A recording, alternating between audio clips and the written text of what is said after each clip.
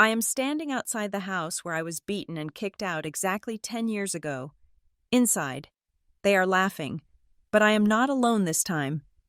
My uncle is in a car down the street, signaling that the police are ready. My stepmother thought throwing away my only Christmas gift would break me. She never guessed that night would turn me into the woman who is about to ruin her life. My name is Marissa Lane, though the people inside the house at the end of the cul-de-sac still remember me as Marissa Cole, the unwanted artifact they scrubbed from their family history.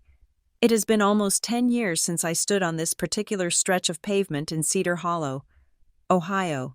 I am 29 years old now, dressed in a cashmere coat that costs more than the car I drove when I first fled this town. And I am standing next to a black SUV I rented at the airport 3 hours ago. The engine is off. The street is quiet. The snow is falling in that picturesque, cinematic way that usually signals a heartwarming holiday movie, but I know better. I know that snow is just cold water waiting to freeze you to the bone, and the lights twinkling on the roofline are just electricity burning a hole in a bank account.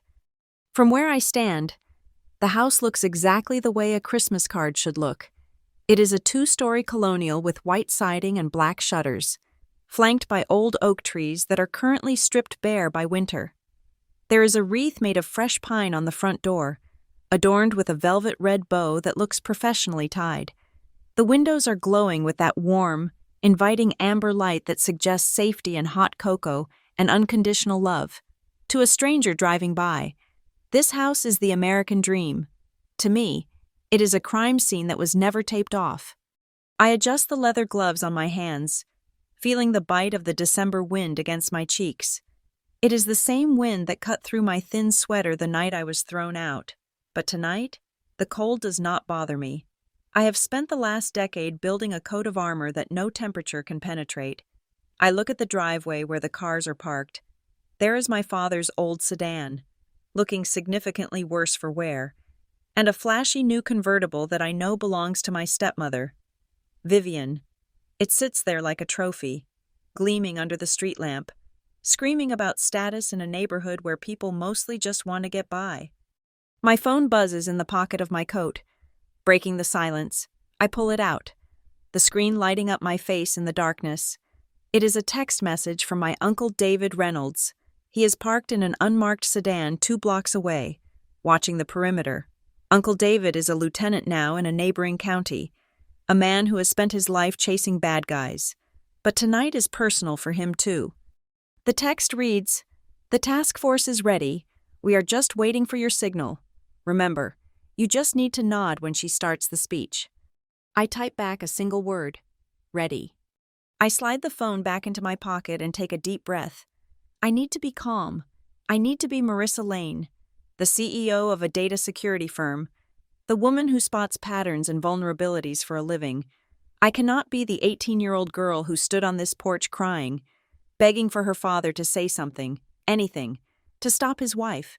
That girl is gone. I buried her under years of work and study and cold hard cash. I walk slowly toward the house, my boots crunching softly on the thin layer of snow that has coated the walkway. I stop near the large bay window of the living room. The curtains are drawn but not fully closed, leaving a gap wide enough for me to see inside. It is like looking into a fishbowl. Vivian is there, standing in the center of the room. She is wearing a shimmering gold dress that is a little too tight and a little too young for her, but she wears it with the confidence of a woman who believes she owns every room she enters. She is laughing at something a guest is saying, her head thrown back, her hand resting lightly on her chest in a gesture of false modesty. I know that laugh. It is the laugh she uses when she has won something. Next to her is my father, Ethan Cole. He looks older than I remember. His shoulders are slumped, his hair completely gray now, thinning at the top. He holds a glass of eggnog like it is a lifeline, his eyes scanning the room with a nervous energy that makes my chest tighten. He looks like a guest in his own home. He looks like a man who has spent the last 10 years making himself smaller so his wife could have more room to expand. And then there is Lila, my half-sister. She must be 20 years old now. She is sitting on the piano bench, wearing a perfect red velvet dress. Her dark curls arranged flawlessly around her shoulders. She looks beautiful. I have to admit that. She looks like the princess of the castle, the cherished daughter who never had to wonder if she belonged. I watch her smile at her mother, a genuine, trusting smile, and I feel a pang of something complicated. It is not hate, it is pity. She has no idea that her entire comfortable life is built on a foundation of stolen money and lies. I turn away from the window and look at the sign planted firmly in the front lawn. It is a tasteful, professional sign, illuminated by a small spotlight. It reads, Annual Cedar Hollow Community Christmas Fundraiser, sponsored by the Lane Insight Foundation. They have no idea. They have no idea that Lane is my middle name, the name I chose to build my new identity around. They have no idea that the generous corporate sponsor who paid for the catering, the decorations, and the massive donation check sitting on the mantelpiece is the same girl they kicked out into the snow with nothing but a backpack and a bruised face. Vivian thinks she charmed a corporate donor over email. She thinks her luck has finally turned around after a year of financial misunderstandings. She does not know she invited the prosecutor into her living room. I reach up and adjust my scarf, the silk cool against my neck. My fingers graze the inside of my left wrist, tracing the faint, white line of a scar that has been there since that night. It is barely visible now, just a whisper of a memory, but I know exactly how it got there. I remember the sharp edge of the kitchen counter. I remember the force of Vivian's hand. I remember the sound of my mother's silver bracelet clattering into the trash can, followed by the dull thud of my dignity hitting the floor. Tonight is not about revenge in the way people usually think of it. I am not here to scream. I am not here to throw a drink in her face or flip a table. That is what the old Marissa would have wanted to do. The new Marissa knows that screaming is for people who have no power. Power is silence. Power is data. Power is walking through the front door with a smile, handing your enemy the rope, and watching them tie the knot themselves. I am not here to make a scene. I am here to open a file. I am here to let the facts speak so loudly that even the neighbors 3 streets over will hear them. I step onto the porch. The doormat is new, saying Merry Christmas in cheerful red script. I raise my hand to the doorbell. My heart is beating a steady, slow rhythm against my ribs. 1, 2, 3. I press the button. The chime echoes inside the house, a melodic ding-dong that cuts through the muffled sound of holiday jazz playing within. I hear the chatter die down slightly. I hear footsteps approaching the door, high heels clicking on the hardwood floor. The door swings open. Vivian stands there, framed by the warm, golden light of the hallway. For a second, the smell hits me. Cinnamon, pine, and expensive perfume. It smells exactly the same as it did the night she told me I was garbage. She blinks at me, her smile fixed in place, a professional mask of welcoming hospitality. She scans my face, my expensive coat, my professionally styled hair. Her eyes show zero recognition. She does not see the 14-year-old girl she bullied. She does not see the 18-year-old she assaulted.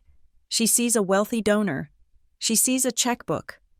"Oh, hello," Vivian exclaims, her voice dripping with sugary sweetness. "You must be Ms. Lane. We were just wondering when you would arrive. Please, come in. Come in. It is freezing out there." She steps aside, ushering me into the warmth. I step over the threshold. The physical sensation is disorienting. The heat of the house rushes over me, contrasting with the frozen air outside. My boots land on the hardwood floor where I used to scrub scuff marks on my hands and knees every Saturday morning. I look up at the staircase where I used to sit and listen to them having dinner without me. "Thank you," I say, my voice smooth, low, and completely steady. "I hope I am not too late for the main event." "Not at all," Vivian beams, closing the door behind me, sealing us in. "We were just about to start the speeches. It is such an honor to finally meet the woman behind the Lane Insight Foundation. Your generosity has truly saved our Christmas this year." I look her dead in the eyes. Her pupils are dilated slightly from the wine she has been drinking. She looks happy. She looks victorious. I am looking forward to hearing all about how you manage the funds, I say, a small, polite smile playing on my lips. I am very particular about transparency. Vivian waves a hand dismissively, laughing. Oh, of course, of course. We run a very tight ship here. Everything is for the children. Ethan, come say hello to Ms. Lane. My father shuffles forward from the living room. He looks at me, squinting slightly, as if trying to place a tune he heard on the radio 20 years ago. There is a flicker of confusion in his eyes, a shadow of a question, but he pushes it down. He extends a hand that feels frail and dry when I shake it. Welcome to our home, he says. It is a lovely home, I reply, holding his gaze just a second too long. It feels very familiar. Vivian loops her arm through mine, guiding me toward the living room like I am a prize she just won at the county fair. Come, let me get you a drink. Everyone is dying to meet you. As I walk into the living room, surrounded by the garlands and the sparkling ornaments and the smiling faces of the town's elite, I turn my head slightly to the side, as if addressing an invisible camera, as if speaking directly to you. You are looking at this scene and you are seeing a holiday party. You are seeing a gracious hostess and a benevolent donor. But to understand why there are 4 police cruisers currently idling their engines 2 streets away, and to understand why my uncle is checking the safety on his service weapon right now, you have to understand what this room looked like 10 years ago. To understand the justice that is about to happen, we have to go back to the Christmas where I stopped calling this place home. We have to go back to the night the girl named Marissa Cole died, and the woman named Marissa Lane began to form in the cold. Dark silence of a bus stop. To understand the police cars waiting down the street, you have to understand the slow, quiet erasure that happened inside this house long before anyone raised a hand to me. Violence is not always a bruise. Sometimes violence is a subtraction. It is the act of slowly removing a person from a picture until they ghost out completely. It started when I was 14 years old. My mother had been gone for 3 years by then, taken by a cancer that ate her away faster than we could process the grief. My father, Ethan Cole, was a man who did not know how to be alone. He was not cruel, but he was porous. He absorbed the emotions of whoever was closest to him because he had no solid core of his own. After Mom died, he was just a hollow shape waiting to be filled. Enter Vivian Price. She arrived in our driveway in a silver sedan that looked too clean for our muddy Ohio winter. Dad introduced her as the woman who was going to help us be a family again. I remember standing on the front porch, my hands shoved deep into the pockets of my jeans, watching her walk up the path. She was beautiful in a sharp, geometric way, with hair that did not move in the wind and a smile that stopped exactly at her gum line. She brought gifts that first day. That was her opening move. For my father. She brought a vintage bottle of scotch that I knew he would not drink but would love displaying, for herself. She brought a sense of ownership, touching the door frame and the banister as if she were inspecting merchandise she had already purchased. And for me, she brought a scarf. It was a scratchy, gray wool thing. It came from a discount bin. I saw the sticker residue on the tag she had mostly peeled off, but when she handed it to me, she performed a scene worthy of Broadway. She pressed her hands to her chest, looked at my father with wet, shimmering eyes, and said that she just wanted to wrap me in warmth. Dad melted. He looked at me with a desperate hope, silently begging me to accept the script. So I put the itchy wool around my neck and said thank you. That was the first time I learned that my comfort was the price of his happiness. Then came the second part of the package, Lila. Lila was Vivian's daughter from a previous marriage, 10 years old to my 14. If Vivian was the director of this new family play, Lila was the starlet. She came with blonde curls that were always perfectly spiraled and a wardrobe of pastel dresses that made her look like a porcelain doll that had come to life. The extended family, my aunts, my cousins, even the neighbors, took one look at her and fell in love. She was polite. She curtsied. She was, as everyone kept saying within my earshot, the breath of fresh air this sad, grieving house needed. I was the teenager wearing dark hoodies, listening to rock music, and getting good grades in math. I was the reminder of the dead wife. Lila was the promise of the new beginning. The dynamic settled in like wet concrete, hardening so slowly I did not realize I was stuck until I could not move. It became most obvious during the holidays. The first Christmas they lived with us. The disparity was subtle, masked as practicality. Christmas morning, the living room floor was a sea of wrapping paper. Lila sat in the center of it, tearing open box after box. That year, she received a brand new electronic keyboard because Vivian said she showed musical promise. She got an iPad.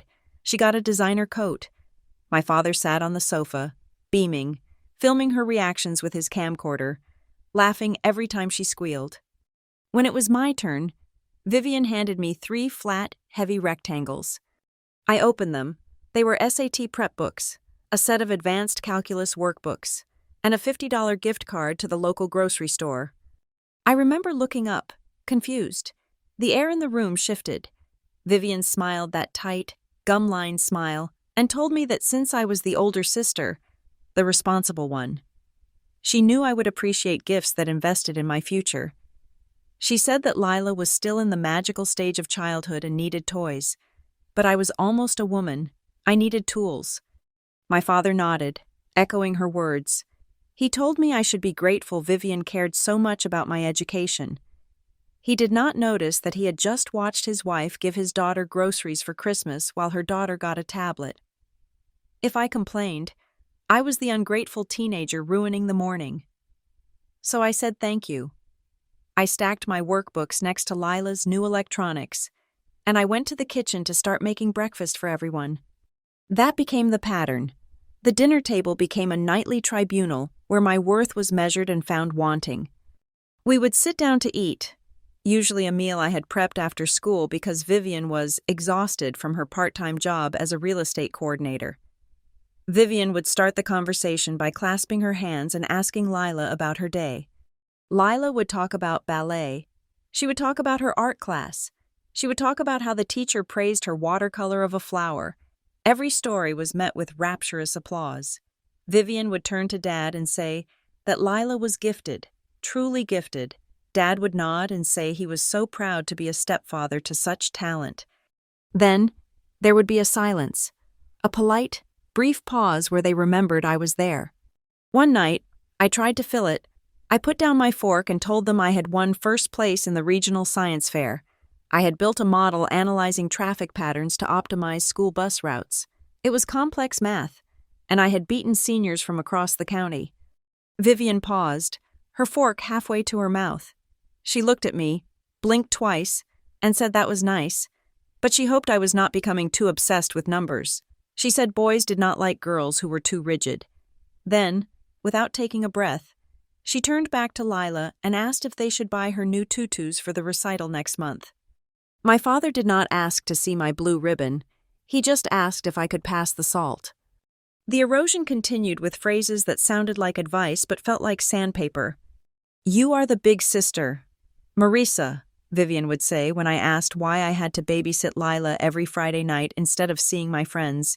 "Do not be so selfish. You need to learn responsibility." "Lila is sensitive," Dad would say when I complained that she had gone into my room and used my expensive art markers until they were dry. "She looks up to you.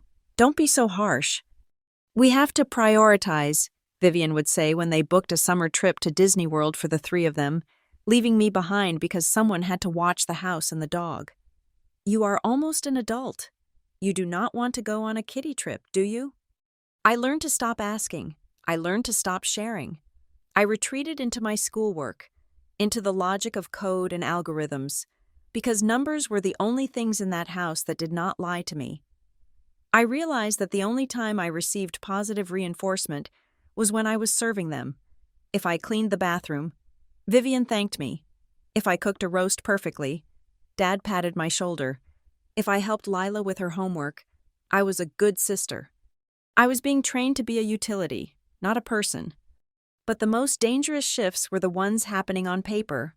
About 2 years into their marriage, Vivian convinced my father that our finances were too chaotic. She said a man as busy as him should not have to worry about bills. She offered to take over the administration of the household. For organization, she said. I came home from school one day to see the kitchen table covered in files. They were my mother's files. The life insurance policies, the savings bonds she had bought for me when I was a baby, the deed to the house. Vivian was sorting them into new folders, labeling them with a sharp black marker. I asked her what she was doing. She told me she was consolidating our assets to get better interest rates. She said it was all very technical and boring. When I asked about the college fund my mother had started, Vivian waved a hand dismissively and said it was being rolled into a family trust. It is safer this way, she said, not looking up from the documents. We want to make sure everything is protected for the whole family. I went to my father that night. I knocked on his study door and found him staring at the television. I told him I was worried. I told him those were Mom's papers. He sighed, a long, heavy sound that seemed to deflate his entire body. He told me not to make things stressful. He told me Vivian was trying so hard to help us, to get us on track. He asked me why I could not just trust her. He asked me why I always had to find a villain in the story. She loves us, Marisa, he said, closing his eyes. She is doing all this work for us. He was wrong. She was doing the work, certainly, but it was not for us. I found out the truth by accident. It was a Tuesday afternoon, a few months before that final Christmas. I had come home early because a teacher was sick. The house was quiet, or so I thought. I walked into the kitchen to get a glass of water and heard Vivian's voice coming from the sunroom. She was on the phone. Her voice was different than the one she used with us. It was lower, harder, stripped of the sugary coating she applied for my father. I stood frozen by the refrigerator. My breath caught in my throat. I know, she was saying into the receiver. But these things take time. I cannot just push him to sign everything at once or he will get suspicious. He is weak, but he is not comatose. A pause. She laughed, a sharp, barking sound. Don't worry about the girl, she said. I am not planning on raising another woman's kid until I'm old. She is almost 18. Once she graduates, she is on her own. I'm clearing the deck. By next year, it will just be us and Lila, the way it should be. I backed away slowly, my heart hammering against my ribs like a trapped bird. I went up to my room, locked the door, and sat on the floor. I did not cry. Crying implies surprise, or betrayal. I was not surprised. I felt a cold, hard clarity settling over me. I was not a daughter to her. I was an expiration date. I was an obstacle to be managed until I could be discarded. That brings us to the Christmas when I was 17. The house was decorated within an inch of its life.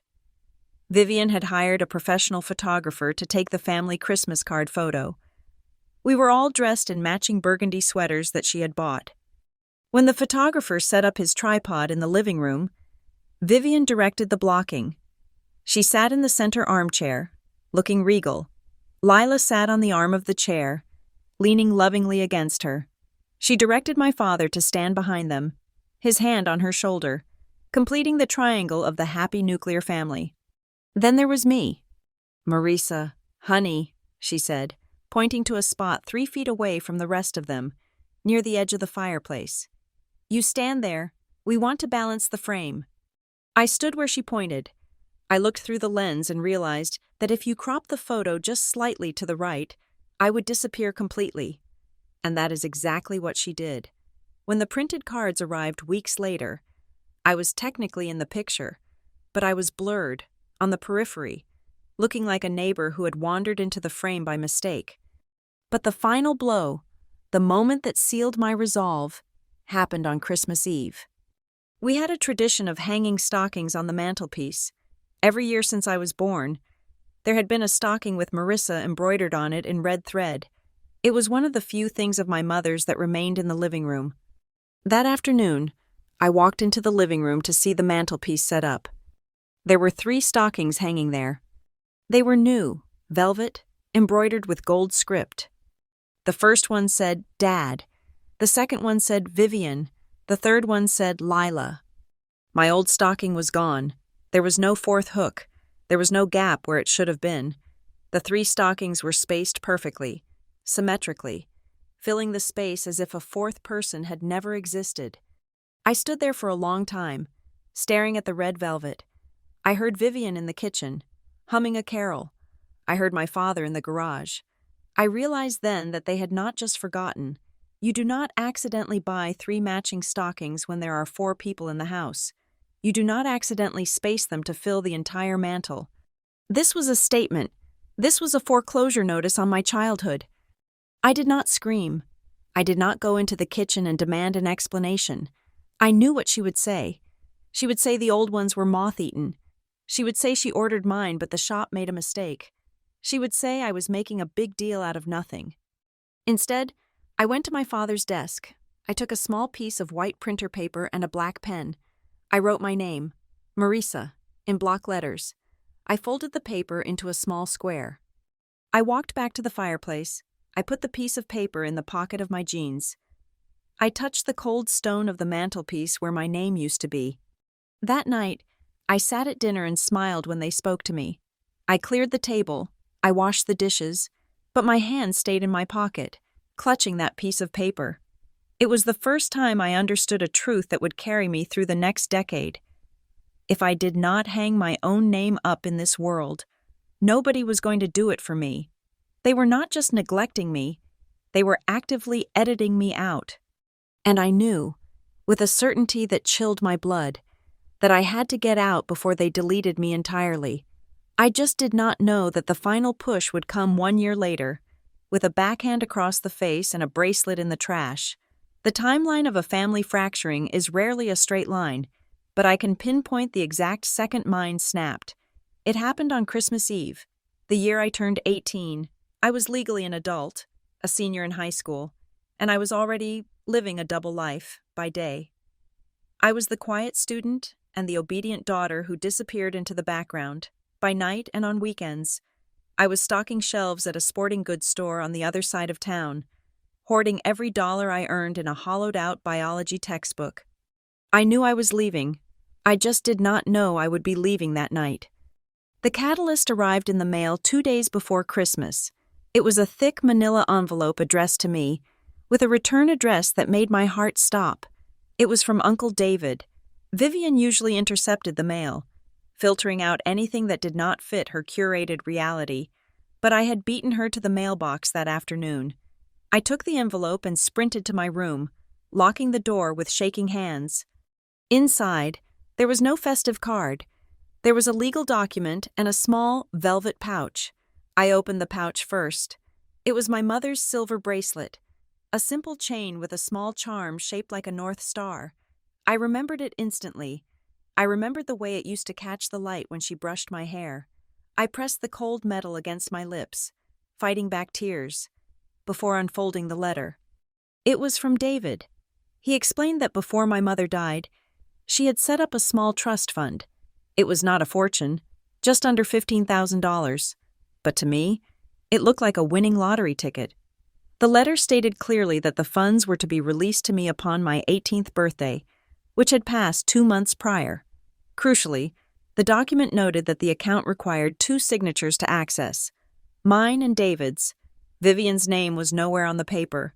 My father's name was nowhere on the paper. This was my mother reaching out from the grave to hand me a key. This was my escape route. I hid the envelope and the bracelet at the very back of my desk drawer, beneath a stack of old graph paper. My plan was simple. I would survive Christmas.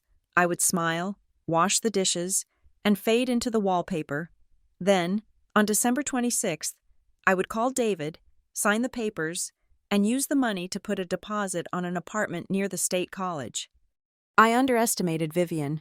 I underestimated her ability to sense when she was losing control. Christmas Eve was a performance, as always. The house was filled with neighbors and my father's business associates.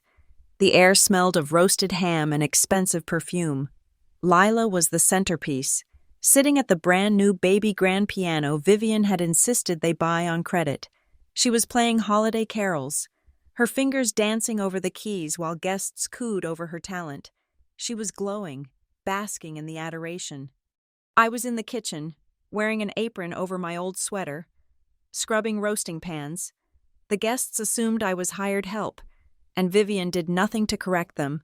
Every time she breezed into the kitchen to refill a wine platter, she looked at me with a tight, critical eye, checking to make sure I was working hard enough to justify my existence. By 10 o'clock, the last guest had left. The house fell into a heavy, exhausted silence.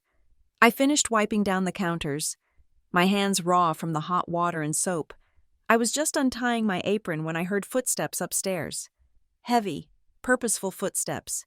They were coming from my room. My stomach dropped. I took the stairs 2 at a time. I found Vivian standing in the center of my bedroom. She had pulled the drawer of my desk all the way out and dumped its contents onto the floor. My sketchbooks, my old report cards, and the hollowed-out biology textbook were scattered across the rug. And in her hand, she held the manila envelope. She was reading the letter from David. Her face was not red with rage. It was pale, terrifyingly calm. It was the look of a predator that has just found a weakness in the fence. "What are you doing?" I asked, my voice trembling. "That is private." Vivian looked up slowly. She did not answer me. She marched past me, clipping my shoulder with hers, and headed down the stairs. I followed her, panic rising in my throat like bile. "Dad!" she called out. Her voice was sharp, slicing through the holiday jazz still playing softly in the living room. "Ethan, you need to see this. Now." My father emerged from his study, holding a glass of whiskey. He looked tired, his tie loosened, his eyes hazy. He looked from Vivian to me, sensing the tension, and his shoulders slumped instinctively. He did not want to fight. He never wanted a fight. "What is it, Viv?" he asked. "Can we not just have a peaceful night?" "Your daughter," Vivian spat the word like it was a curse, "has been plotting against us. She has been hiding money, secret accounts, conspiring with your brother to undercut this family." She thrust the papers at him. Dad took them, squinting at the legal jargon. "It is not a conspiracy," I said. Stepping into the living room, the Christmas tree lights were blinking rhythmically, casting long, distorted shadows on the walls. "That is money Mom left for me. For college. Uncle David just sent the paperwork." Vivian turned on me, her eyes blazing. "Do not lie to me. I read the letter. It says the money is yours. Just yours. Not the family's. You have been hoarding this while your father works himself to the bone to pay for this house, while we struggle to give Lila a good Christmas." "It has nothing to do with you," I said, my voice gaining a dangerous edge. "It is my mother's money." "It is family money!" Vivian screamed. It was the first time she had raised her voice that loud. "And you hid it. You hid it because you do not trust us. You hid it because you are planning to take it and run away. Aren't you? You want to leave your father with nothing." My father looked up from the paper. He did not look at the legal clause that protected me. He did not look at the date. He looked at me with hurt, wet eyes. "Marisa," he said softly, "why did you not tell us? We could have put this into the household account. We could have invested it for everyone." "Because it is not for everyone, Dad," I said, desperate for him to understand. "It is for my education. Mom wanted me to have it." "Mom is dead." Vivian stepped closer, invading my personal space. "And I am the one who has been feeding you for 4 years. I am the one washing your clothes. And this is how you repay me? By hiding assets? By sneaking around with David?" She saw the velvet pouch in my hand. I had grabbed it from the desk before following her down. "What is that?" she demanded. I clenched my fist around the silver bracelet. "Nothing." She lunged. It happened so fast I could not dodge. She grabbed my wrist, her nails digging into my skin, and pried my fingers open. She snatched the bracelet. "Give it back," I said, stepping forward. Vivian held it up to the light. She laughed, a cold, cruel sound. "This cheap piece of junk? This is what you are holding on to? It is just sentimental garbage, just like her." "Vivian, stop," my father said. But he stayed where he was, near the armchair, He did not move to intervene. "It is poison. Ethan," Vivian said, turning to him. "This whole thing is poison. She is holding on to the past to hurt us. She thinks she is better than us because she has this little secret fund." She turned back to me, her face twisting with malice. She walked over to the large, stainless steel trash can in the kitchen, which was visible from the open concept living room. It was full of wrapping paper and food scraps from the party. "If you want to be part of this family," Vivian said, hovering her hand over the bin, "you need to let go of the things that divide us. Do not," I warned her. "Vivian, do not do it." She dropped the bracelet. I watched the silver chain slide from her fingers and disappear into the garbage. Something inside me broke. I did not think. I ran. I rushed toward the trash can, intending to dig it out, intending to salvage the only piece of my mother I had left. Vivian moved to block me. I tried to step around her. Reaching for the bin, she grabbed my arm, yanked me back, and then she swung. Her open palm connected with the side of my face with a sound like a cracking branch. The force of it took me by surprise. I stumbled back, my socks slipping on the hardwood floor. My shoulder slammed hard into the corner of the kitchen cabinet. The pain radiated down my arm, sharp and immediate. I slid down to the floor, stunned, my hand going to my cheek. It burned. My ear was ringing. I looked up. Vivian was standing over me, breathing hard. She looked shocked for a fraction of a second, and then she composed herself. She smoothed her dress. I looked at my father. Ethan Cole was standing 5 feet away. He had seen everything. He had seen his wife throw my mother's heirloom in the trash. He had seen her strike me. He had seen me hit the cabinet. He took a sip of his whiskey. "Okay," he said. His voice was shaking, but not with anger at her. He sounded annoyed. "Okay, that is enough. Both of you. Calm down." I stared at him. "She hit me." "You were rushing at her. Marisa," my father said, avoiding my eyes. "You startled her. Look, just do not make things worse. Do not make your stepmother upset on Christmas. It has been a long day." I felt the tears then, hot and humiliating, sliding down the cheek that she had just slapped. He was not going to help me. He was not going to yell at her. In his mind, I was the problem because I was the one who made the noise. I was the one who disrupted the peace. Vivian saw his reaction, and she smiled. It was a small, victorious twitch of her lips. She knew she had won. She knew she could do anything to me, and he would rationalize it away to keep his comfortable life intact. "You heard your father," Vivian said, her voice regaining its icy composure. "We are done with this drama. If you want that money so bad, if you love your dead mother's memory more than the people who actually take care of you, then go." She grabbed the manila envelope from the table where my father had set it down. She ripped it open, pulled out a few pages, the copies of the contract, and crumpled them in her fist. Then she threw the rest of the envelope at me. The remaining papers fluttered down around me on the kitchen floor like dead leaves. "Get out," she said. "Right now, tonight. Take your precious money and get out of my house. This home is for family, and you clearly do not want to be part of it." I stood up. My legs felt shaky, but my head was suddenly crystal clear. The ringing in my ear had stopped, replaced by a silence that was absolute. I did not argue. I did not beg. I did not look at my father. I walked over to the trash can. Vivian tensed, thinking I might attack her, but I ignored her completely. I reached into the garbage. I pushed past a paper plate covered in ham fat. I pushed past the crumpled wrapping paper. I felt the cold metal chain. I pulled the bracelet out. I wiped it on my jeans. I put it in my pocket. Then I turned and walked up the stairs. I went to my room and grabbed my backpack. I did not pack everything. I took 2 changes of clothes. I took my laptop. I took the hollowed-out biology book with my cash savings. I put on my winter coat and my boots. When I came back downstairs, they were still in the living room. Vivian was pouring herself another glass of wine. My father was staring at the Christmas tree. I walked to the front door. My hand touched the cold brass knob. "Marisa," my father said. He did not turn around. I stopped. A tiny, foolish part of me hoped he would say, "Stop." I hoped he would say, "I am sorry."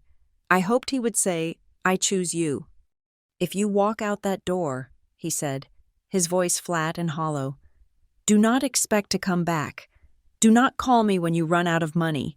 Do not come crying to us when the real world eats you alive.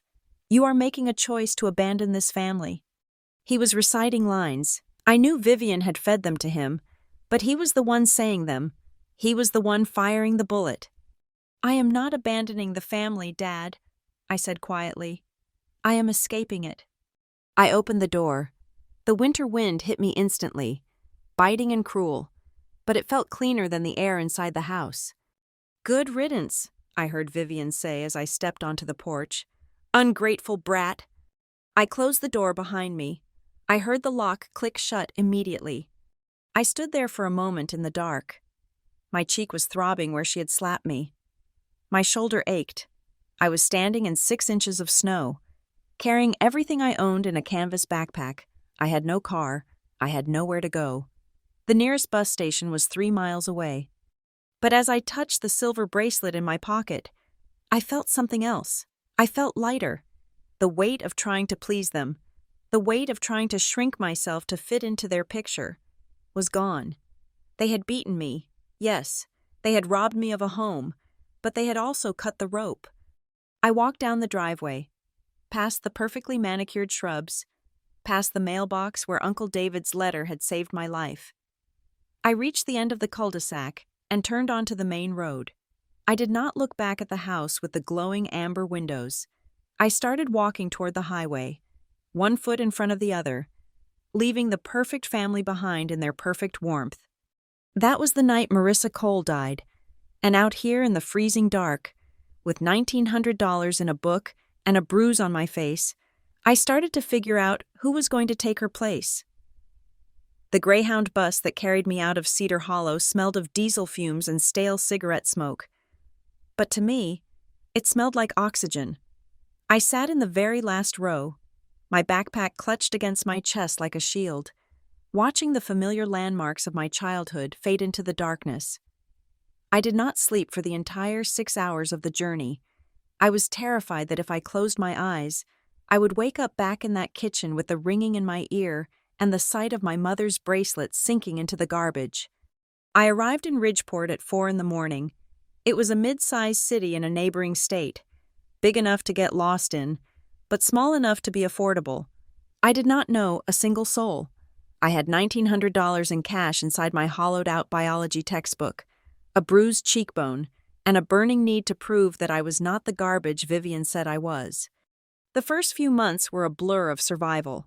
I found a room in a dilapidated boarding house near the industrial district. It was a single room with 2 bunk beds, shared between 4 of us. My roommates were waitresses, bartenders, and a girl who worked at a toll booth. We did not ask each other questions about our pasts. We only talked about rent, which was $300 a month, and whose turn it was to buy toilet paper. It was crowded and loud, but nobody looked at me like I was a burden. I was just another body trying to pay the bills. I got a job 3 days after I arrived. It was the night shift at a place called Bowl-O-Rama, a 24-hour bowling alley that attracted insomniacs, college students, and sad men drinking cheap pitchers of beer. I was the server, the cleaner, and occasionally the bouncer. The pay was minimum wage plus tips, but the education was priceless. In that neon-lit, noisy cavern, I learned how to read people. I learned that a man tapping his ring against a glass was impatient, but a man tapping his foot was looking for a fight. I learned to spot the difference between a customer who was genuinely having fun and one who was winding up to break something. I learned to navigate a room full of potential threats without making a sound. I became invisible when I needed to be, and charming when it meant an extra $5 on the table. On weekends, I picked up a second job at a big-box electronics store called Tech Zone. I was just a floor associate, stocking shelves and answering questions about HDMI cables. But this was where the first spark of my future ignited. I was assigned to the home security section. While other employees tried to hide in the break room, I found myself fascinated by the wall of monitors displaying feeds from the demo cameras. I would stand there for 20 minutes at a time, just watching the customers move through the store on the grainy screens. I started noticing things. I noticed that people always turned right when they entered the store, creating a bottleneck in the headphone aisle. I noticed that the cameras had blind spots, massive triangular wedges of space where a person could stand completely unseen. I noticed that the security guard, a tired man named Gary, always looked at his phone at exactly 15 minutes past the hour. I was seeing patterns. I was seeing the invisible grid that everyone else was walking on. During this time, my phone would buzz in my pocket. It was Uncle David. He called every Tuesday and Friday without fail. I never answered. I could not. The shame was a physical weight in my throat. I did not want him to hear the clatter of bowling pins in the background. I did not want to admit that I was sleeping on a mattress that smelled like someone else's hairspray. I did not want to drag him into the war that Vivian had started. But I read his texts, every single one. I am not angry. Marissa, I am worried. Your father is not pressing charges. He is just silent. I have the paperwork. The money is safe. Call me when you are ready. I will not abandon you. I saved those messages on the nights when I was eating instant noodles for the third time in a week. Those blue bubbles on my screen were the only thing convincing me that I still had a family. The turning point came on a rainy Tuesday in March. I was at the train station, heading to the bowling alley for my shift. I was tired. My guard was down. I was looking at a schedule on the wall, and in the span of 2 seconds, a kid in a hooded sweatshirt bumped into me. By the time I turned around, he was gone, and so was my wallet. It did not have much money in it, maybe $40 and my library card, but the violation hit me harder than the slap in the kitchen. I stood there on the wet platform, shivering, and I felt a sudden, cold rage, not at the kid, but at my own passivity. I was living like a fugitive. I was living day by day, just like Vivian predicted I would. If I kept this up, I would wake up at 30 years old, still wiping down tables, still hiding. Vivian had bet that I would fail. She had bet that without her roof, I would crumble. Every day I spent just surviving was a day she was winning. I went to the bank the next morning. I was wearing my best sweater, which I had carefully hand-washed in the sink the night before. I walked into the First National Bank branch in downtown Ridgeport and asked to speak to a manager about a trust transfer. Vivian had destroyed the copies of the contract, but she had been arrogant. She assumed that destroying the paper destroyed the reality. She did not know that David had already filed the originals with the bank's legal department. The meeting was short. The bank manager called the lawyer David had set up. They verified my identity. I signed 3 documents, and just like that, $15,042 were transferred into an account with only my name on it. It was not a fortune. It was not enough to retire on, but it was enough to buy a life. I used the money to move out of the dorm and into a studio apartment. It was the size of a closet and had a window that looked out onto a brick wall, but it had a door that locked, and I had the only key. I enrolled in Northbridge Community College 2 weeks later. I did not sign up for art or literature. I signed up for data analysis and a certificate program in digital security systems. My life became a machine of efficiency. I woke up at 6 in the morning, classes from 8 until 2, from 3 until 7. I worked as a lab monitor in the college's computer center, a job that paid little but gave me access to high-speed internet and powerful processors. From 8 until midnight, I worked freelance gigs online, categorizing data and transcribing security logs for small companies that were too cheap to use AI. I was exhausted constantly, but my brain was on fire. In my classes, while other students struggled with the concept of data sets, I found it coming to me naturally. I realized that I had a specific kind of talent. I did not just see numbers, I saw flow. When I looked at a security log or a floor plan, I could mentally project where people would walk, where they would stop, and where they would hide. It was like I had a second brain dedicated entirely to spatial logic. One afternoon, I was working at the computer lab when the manager of the small strip mall across the street came in. He was a frantic, sweaty man named Mr. Henderson. He knew I was the computer girl because I sometimes fixed his Wi-Fi for free coffee. "I am losing my mind, Marissa," he said, pacing back and forth. "Someone is stealing inventory from the loading dock. We have put up 3 cameras. 3. And we still cannot catch them. It is like a ghost." He showed me the footage on his tablet. It was grainy, black and white video of a loading bay. "Can you enhance it?" he asked. "Like on TV?" "That is not how it works," I said, taking the tablet. "Show me the layout." He sketched a rough map of the back alley on a napkin. I looked at the map. Then I looked at the timestamps on the video. I looked at the shadows. "You are looking in the wrong place," I said, pointing to the napkin. "Your cameras are pointed at the doors, but look at the timestamp. The inventory disappears between 2 and 2:15. That is when the sun hits this wall here." I grabbed a pen and drew a cone of vision on the napkin. "The glare blinds this camera for 20 minutes, I explained, tracing a line. "And this camera over here? It is a wide angle. It distorts the corner. If someone walks tight against the wall, right here, they are in a blind spot for 40 feet. They are not invisible. They are just walking in the gap you created." Mr. Henderson looked at me, skeptical. "You think so?" "Move the second camera 3 feet to the left," I said, "and angle it down 45 degrees. You will catch them tomorrow." He came back the next day with a bottle of expensive iced coffee and a look of pure awe on his face. "We got him," he said, putting the coffee on my desk. "It was one of the delivery drivers. He knew exactly where to walk. How did you know?" "I just looked at the negative space," I said, shrugging. "If it was not for you, I would have fired my whole night crew," he said. "You saved me a lawsuit, kid." That sentence hit me harder than the coffee. If it was not for you. For 4 years. I had been told that I was a burden. I had been told that I was taking up space, that I was an expense, that I was useless. Vivian had made me feel like a parasite.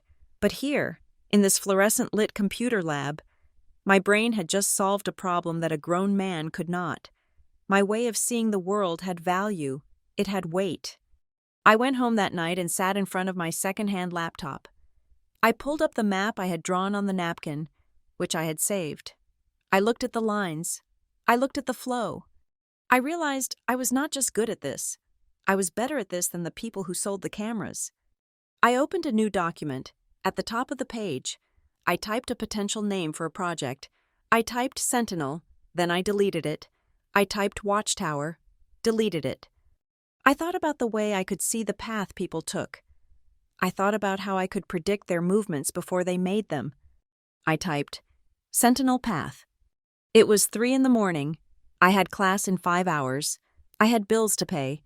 I was eating peanut butter on toast for dinner. But for the first time since leaving Cedar Hollow, I did not feel like a victim running away. I felt like a predator learning to hunt. "They said I was in the way," I whispered to the empty room. "Now I am going to design the way." I picked up my phone. I opened the message thread with Uncle David. I did not call him yet. I was not ready. But I typed a reply to his message from 3 months ago. "I am safe. I am working on something. I will make you proud." I pressed send. Then I turned back to the screen and started coding.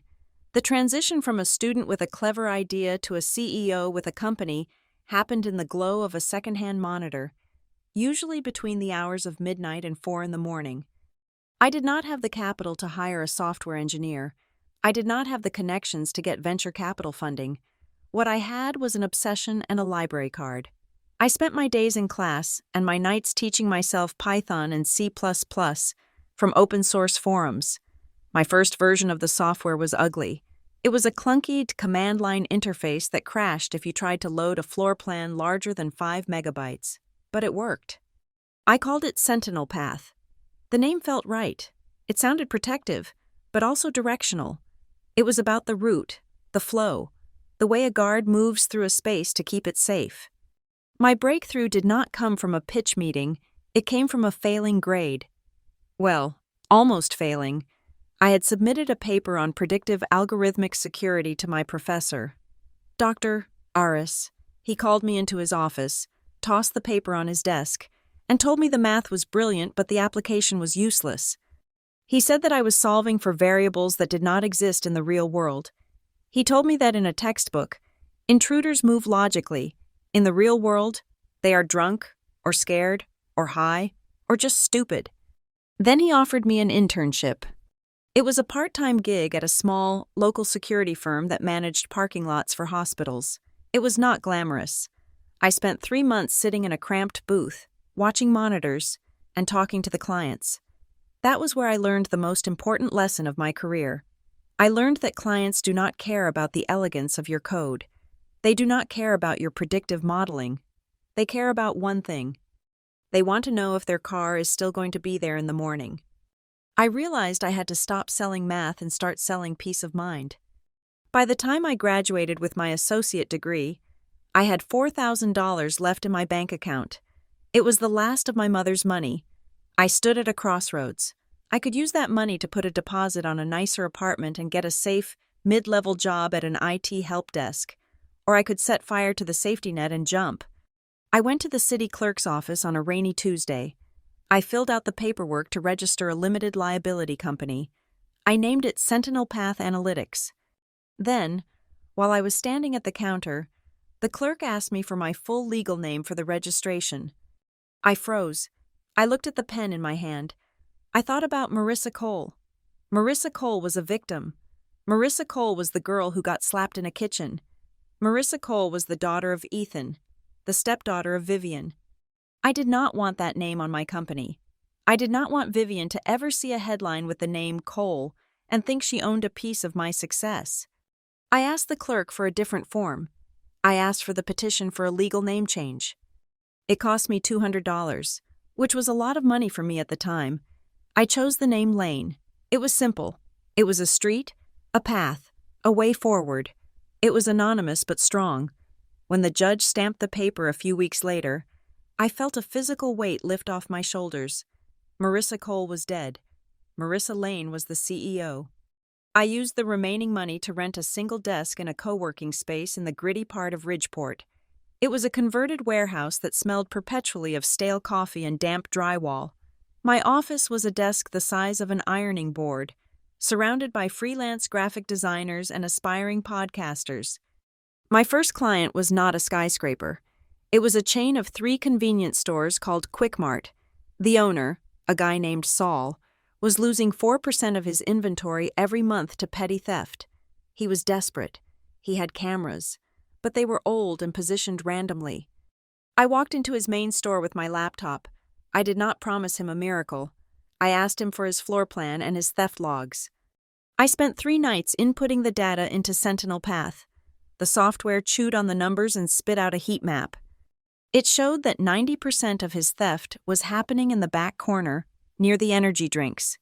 The software pointed out that his current camera was blocked by a display of potato chips every time someone walked past it. It also suggested that his clerk was spending too much time behind the counter, creating a safe zone for shoplifters in the rear of the store. I went back to Saul with a plan. I told him to move the camera 3 feet to the left. I told him to change the lighting in that corner from warm yellow to bright white. Psychologically, people are less likely to steal in clinical lighting, and I gave him a new roaming schedule for his clerk. Walk the perimeter every 15 minutes, but vary the direction. Saul was skeptical. He thought I was just a kid with a laptop, but he was desperate, so he tried it. 1 month later, his theft rate had dropped to 0.5%. He signed a 2-year contract with me on the spot. That contract paid my rent. It paid for a better server, and it gave me my first case study. Word of mouth spreads fast in the security business. If you can save a business money, they will tell their friends. Sentinel Path started to grow. I moved from the single desk to a small glass-walled office in the corner of the warehouse. I hired my first employee, a 19-year-old coder named Marcus, who had flunked out of college because he was too busy hacking video games. He was brilliant, arrogant, and exactly what I needed to refine the interface. Then I hired Jim. A retired mall security guard who had bad knees but knew more about human psychology than any textbook. We were a motley crew. We worked 18-hour days. We ate cheap pizza and argued about user interface design until the sun came up. 6 months in, we landed a contract to consult on the security layout for a mid-sized office building downtown. It was our biggest job yet. I remember sitting in my office, signing the vendor agreement. The leaseholder of the building was listed at the bottom of the page. Managed by Carter and Vale Holdings. My hand paused over the paper. The name rang a bell. I knew it was a real estate conglomerate. I vaguely remembered Vivian mentioning something about a Carter years ago, back when she was bragging about her job, but the connection was loose. Vivian was just a regional coordinator back then. I told myself it was a coincidence, or that it did not matter. Carter and Vale owned half the buildings in the Midwest. It was inevitable I would cross paths with their properties eventually. I signed the contract. I did not know it then, but I had just invited the vampire into my house, or rather, I had just planted a bug in theirs. The work consumed me. It was the best drug I had ever found. When I was working, I did not have to think about Cedar Hollow. I did not have to think about the fact that I had no family photos on my desk. I did not have to think about the silence of my phone. Uncle David still texted me. Every holiday, every birthday. Happy Thanksgiving. Marisa, I hope you are eating well. Happy birthday. Kiddo, I put some money in your old account, just in case. I would read them in the dark of my office, usually after everyone else had gone home. I would type out a reply. I miss you. I am sorry. Then I would delete it. I was not ready. I needed to be more than just okay before I faced him. I needed to be untouchable. I needed to be so successful that Vivian's rejection looked like a clerical error, not a tragedy. By the 3rd year, Sentinel Path was no longer a scrappy startup. We were a legitimate player in the regional market. We had 15 employees. We had a real office with a reception desk and a coffee machine that actually worked. I was walking through the office late one Tuesday night. The lights were dimmed. The hum of the servers was a comforting white noise. I stopped at Marcus's desk. He had left his monitor on. On the screen was a simulation of a shopping mall we were consulting for. It showed hundreds of little dots moving through the corridors. The blue dots were shoppers. The red dots were security guards. The software was rerouting the red dots in real time, predicting where the blue dots would congregate, creating a fluid, living barrier of safety. I stood there and watched the dots move. I traced the lines with my finger. I realized something profound in that quiet moment. For 18 years, I had been the dot that was pushed around. Vivian had told me where to stand in the photo. My father had told me when to speak. I had been moved, erased, and positioned to suit their narrative. But now I was the one drawing the lines. I was the one deciding where the eyes went. I was the one controlling the flow. I touched the screen, shifting a security zone with a simple drag of my finger. The red dots on the screen obeyed instantly. "You threw me out," I whispered to the empty room, thinking of the house at the end of the cul-de-sac. "You thought I would disappear, but all you did was teach me how to disappear and how to see everything." I went back to my office and sat down. I opened my personal laptop. I pulled up the spreadsheet I had secretly started compiling a year ago. It was not work-related. It was a list of names, a list of charitable organizations in Ohio, a list of real estate transactions linked to Carter and Vale. I was not just building a shield anymore. I was starting to forge a sword. Success in the corporate security world does not sound like a trumpet blast. It sounds like the quiet hum of a server room and the scratch of a fountain pen on a signature line. 3 years after founding Sentinel Path, that sound became the soundtrack of my life. We had just landed our biggest fish yet, a contract with a massive retail conglomerate that owned 18 shopping malls across the Midwest. They were bleeding money through liability lawsuits and inefficient security staffing. I walked into their boardroom in Chicago, wearing a suit that cost more than my father's car, and showed them how my software could save them $2 million a year simply by predicting where teenagers would congregate on Friday nights. They signed the contract before I had even finished my coffee. But the moment that truly pushed my name into the public light happened a month later. During a time of civil unrest in a neighboring city, a protest downtown had spiraled into a chaotic scatter of people when police deployed tear gas. The crowd surged toward a shopping complex my software was managing. Usually, this would have been a disaster. Panic in a confined space leads to crushing injuries. But Sentinel Path flagged the density spike instantly. The system automatically unlocked specific emergency exits that were usually alarmed, directed the digital signage to route people away from the bottlenecks, and guided the on-site security teams to form a human filter rather than a blockade. Thousands of people moved through the space like water. No windows were broken. No one was trampled. The local news picked up the story. They called it a miracle of modern crowd control. Then Business Weekly called. They wanted to profile the woman behind the algorithm. I was hesitant. I had spent years building a wall around my past, but my PR manager insisted. She said investors needed a story. They needed a human face to go with the cold, hard data. So I sat down with a journalist named Sarah at a steakhouse in downtown Ridgeport. I was careful. I spoke about efficiency. I spoke about safety. But Sarah was good. She asked me where my drive came from. She asked me why I was so obsessed with who belongs where. And for 1 second, I let the mask slip. I told her, I learned early on that if you do not secure your own space, someone will throw you out of it. I spent a Christmas night at a bus stop when I was 18 because I did not own the roof over my head. I swore I would never be that vulnerable again. I thought it was a throwaway line. Sarah made it the hook of the article. When the magazine hit the stands, the headline read, From Cold Christmas to Security CEO, How Marissa Lane Turned Homelessness into a High-Tech Empire. The article was vague. It did not name Cedar Hollow. It did not name Ethan or Vivian, but it mentioned one specific detail I had shared off the record, which Sarah included to add color. It mentioned that the only asset I had when I started was a silver charm bracelet from a deceased mother. I thought I was safe. I thought Cedar Hollow was too small, too insular to read a regional business magazine.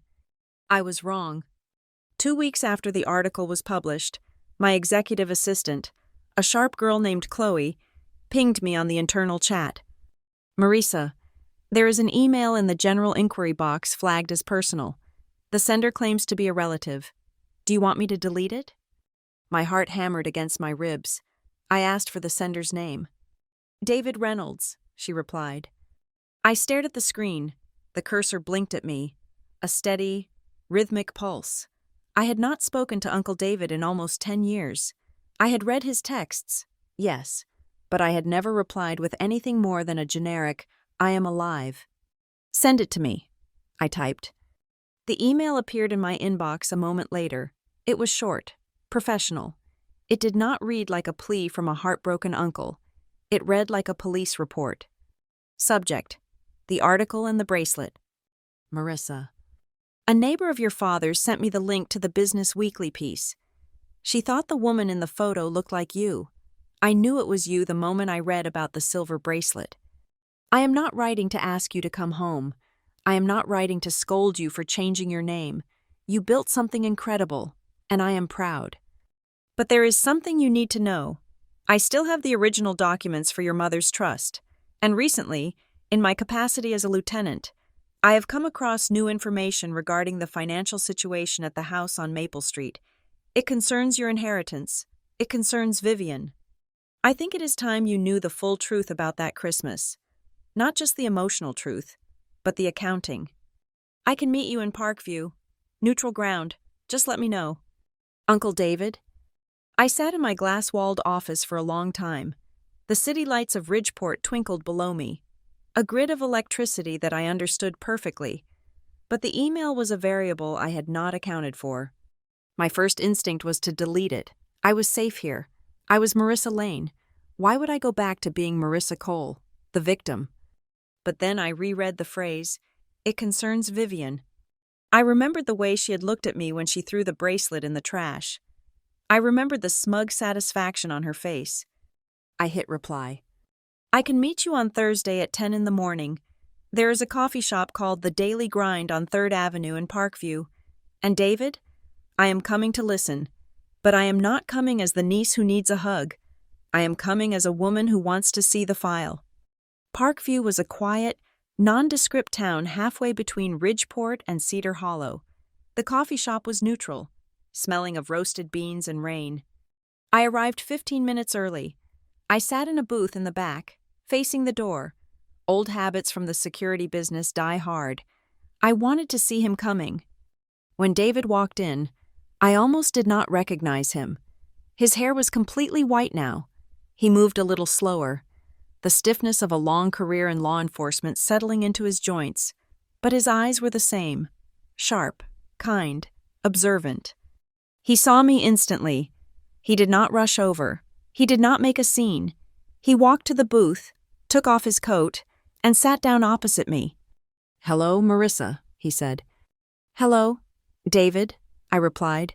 My voice was steady, though my hands were clenched under the table.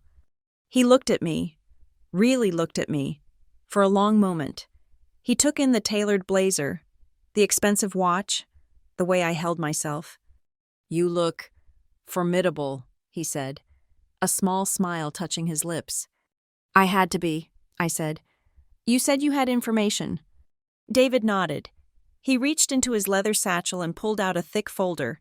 He did not slide it across the table immediately. He placed his hand on it.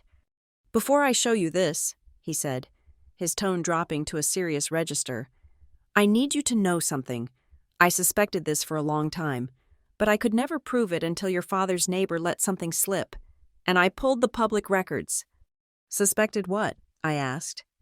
"That the night you were kicked out was not an emotional outburst," David said. "It was a financial necessity for her." He slid the folder across the table. I opened it. It was not a collection of family photos. It was a forensic accounting of my father's life. There were bank statements, mortgage deeds, loan applications. "Look at the date on the second mortgage," David said, pointing to a document. I looked. The date was November of the year I turned 18, 1 month before I was kicked out. "She took out a second mortgage on the house in Ethan's name," David explained. $150,000. She told him it was for renovations and an investment opportunity for her real estate career. I flipped the page. There were transfers, large ones, $10,000 here, $15,000 there, all moving from the joint account into an LLC I had never heard of, VP Consulting. "That is a shell company," I said instantly. I recognized the structure. I dealt with corporate fraud patterns all the time. She was siphoning the equity. "Exactly," David said. "But here's the part that involves you. Turn to the next tab." I turned the page. It was a copy of a modification to the family trust, not the small one my mother left me, but the general household trust my father had set up years ago, which was supposed to cover college for all the children, including me. There was a clause added in December of that same year. "Beneficiary Marissa Cole is hereby removed from the trust distribution schedule due to estrangement and lack of dependency." The date on the signature was December 26th. 2 days after she kicked me out. I felt a cold chill run down my spine that had nothing to do with the air conditioning. "She needed you gone," David said, his voice low. "She had already spent the money that was supposed to be for your college tuition. She spent it on her own debts, on that new car, on Lila's private lessons. If you had stayed, if you had gone to college and asked for your share of the family fund, the math would not have worked. She would have been exposed." I stared at the paper. "So she provoked a fight." "She provoked a fight," David confirmed. "She pushed you until you snapped. She threw away the bracelet because she knew it was the one thing that would make you react. And the moment you walked out that door, she went to the lawyer and said, 'Look, she abandoned us. She is estranged. We do not have to support her anymore.' It was not just cruelty, it was a heist." I sat back in the booth, my mind racing. I thought about the slap. I thought about the humiliation. I had always internalized it as a failure of love. I thought she hated me because I was my mother's daughter. But she hated me because I was a liability on her balance sheet. Where was Dad in all of this? I asked, though I dreaded the answer. David sighed. Ethan is Ethan. I confronted him about the mortgage 6 months ago. I showed him the transfers. He refused to look at them. He said Vivian handles the money. He said if he asked questions, it would destroy the peace in the house. He chose blindness.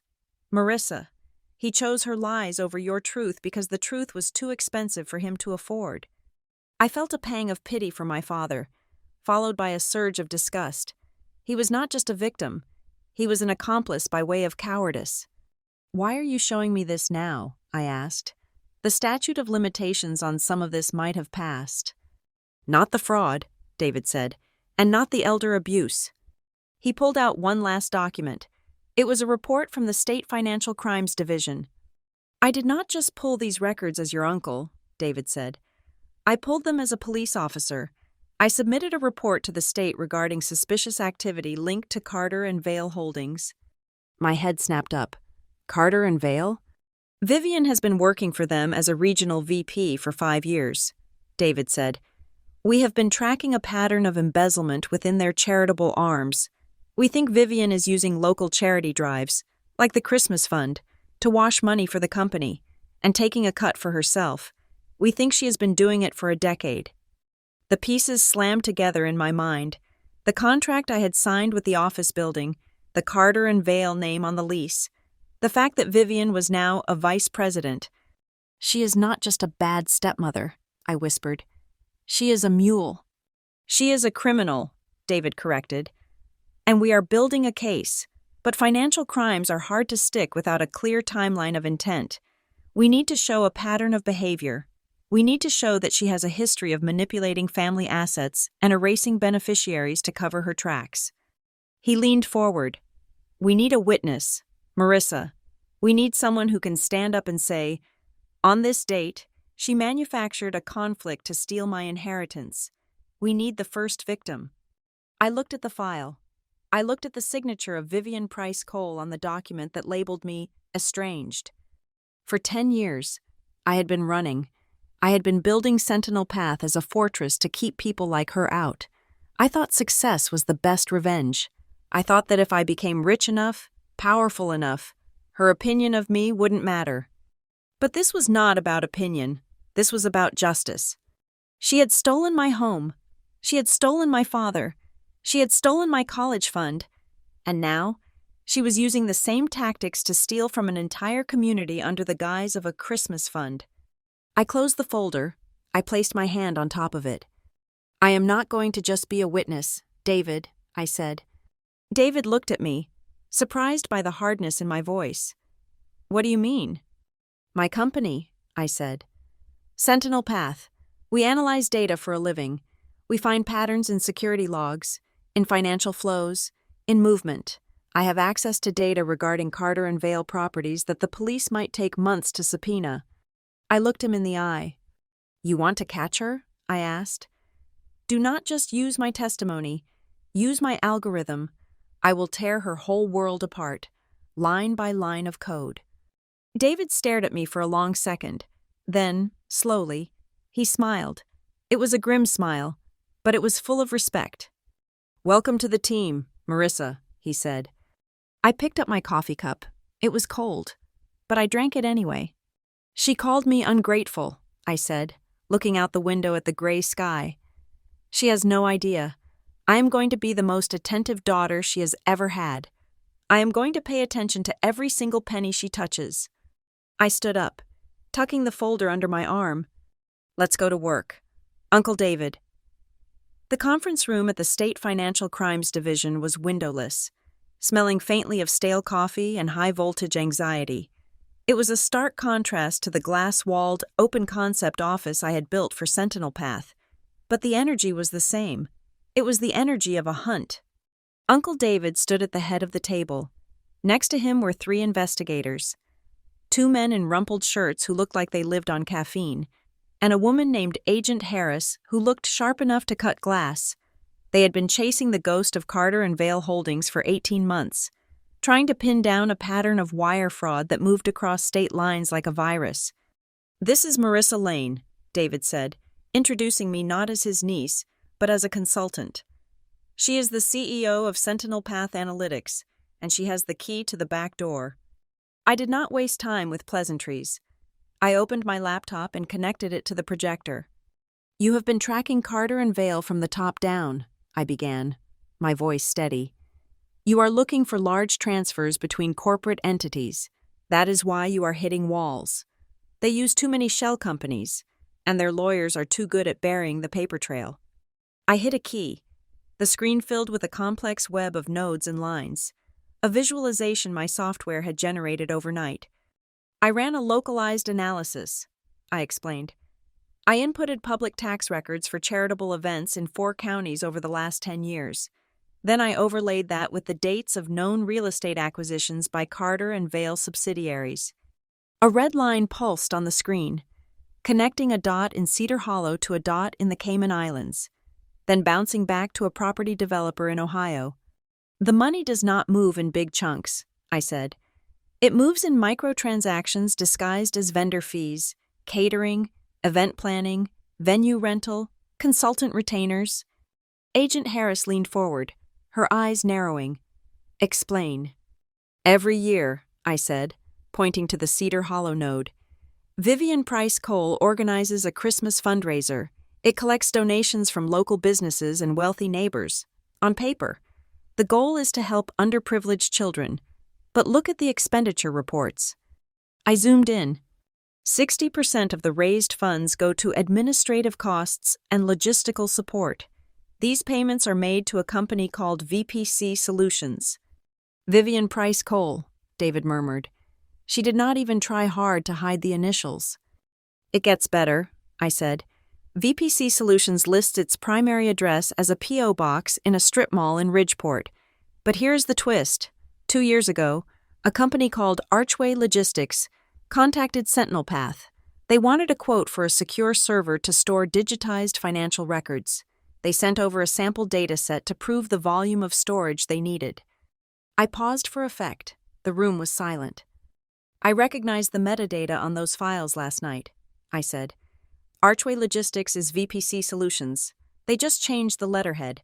And because they sent me that sample data voluntarily as a potential client, I have a legal snapshot of their internal ledger from 2 years ago. I do not need a warrant to show you what they sent me." I pulled up the spreadsheet. "Here," I pointed to a column. "December 26th, transfer of $40,000 labeled Holiday Gala Proceeds. Destination account, Carter and Vale Regional Development Fund." "She is washing the money," Agent Harris said, standing up. "She is taking charity money, filtering it through her shell company, and sending it up the chain to corporate to buy her way into promotions, and she is keeping a commission." "And she has been doing it," I added, switching the slide to a timeline I had reconstructed, "since the year she married my father." The timeline on the screen was a horizontal line marked with red flags. The first flag was 10 years ago. December 24th, the night I was kicked out. "I always thought that night was about hatred," I told the room. "I thought she hit me and threw me out because she could not stand the sight of my mother's daughter. But look at the bank activity." I highlighted the week leading up to that Christmas. 3 days before Christmas, she liquidated the family emergency fund. 2 days before Christmas, she attempted to access my mother's trust, but was blocked by David's countersignature requirement. The night of Christmas Eve, she provokes a violent altercation with the only other person who has a claim to the household assets, me. "She needed you gone to stop the bleeding," David said, his voice heavy with regret. "If you had stayed, you would have noticed the missing money. You would have needed tuition. You would have asked questions." "Exactly," I said. "The slap was not emotional. It was tactical. It was a diversion to cover a robbery." The room was quiet. The personal nature of the crime hung in the air. But I pushed it aside. I was not here to cry. I was here to close the trap. "So," I said, closing the laptop, "how do we catch her?" David walked to the whiteboard. He picked up a marker. "We have enough here for an investigation," he said, "but for a conviction that sticks, especially for the elder abuse charges regarding your father's assets. We need her to admit that she is the one controlling the flow of funds. We need to catch her in the act of managing the fraud. The Cedar Hollow fundraiser's in 3 days, I said. She is hosting it at the house, my old house. That is our stage, David said. He drew a circle on the board. We are going to execute a controlled takedown. We need to catch her soliciting the funds, misrepresenting where they go, and then attempting to move them. The plan we developed over the next 3 hours was precise, layered, and terrifyingly bold. It relied on technology, legal authority, and one very specific psychological trigger, Vivian's ego. Step 1, David said, drawing a line outside the circle. The raid team. I will be leading a unit of state troopers and financial investigators. We will be staged 2 blocks away. We have a warrant signed by a judge based on the Sentinel Path data and the bank records. We are not going to knock. We are going to wait for the signal. Step 2, Agent Harris said. The inside men. 2 of my agents will go in as guests. We have already secured them invitations through a donor list cover. They will be wearing wires and microcameras. Their job is to record her specific claims about where the money is going. We need her on tape saying, "This goes to the children," right before we prove it goes to her pocket. Step 3, David said, turning to look at me. The trigger. Me, I said.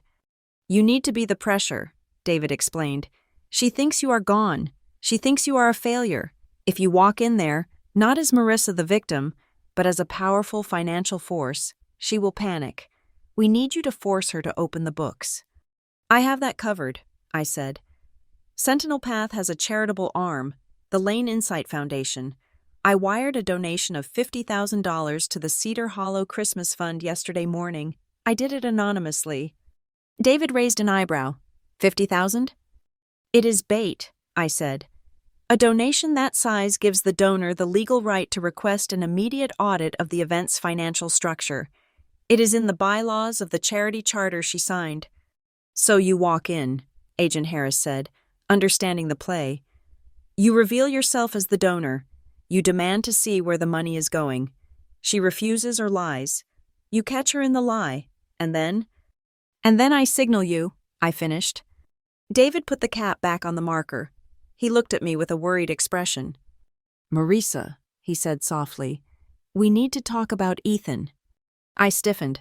What about him? When we go in, David said.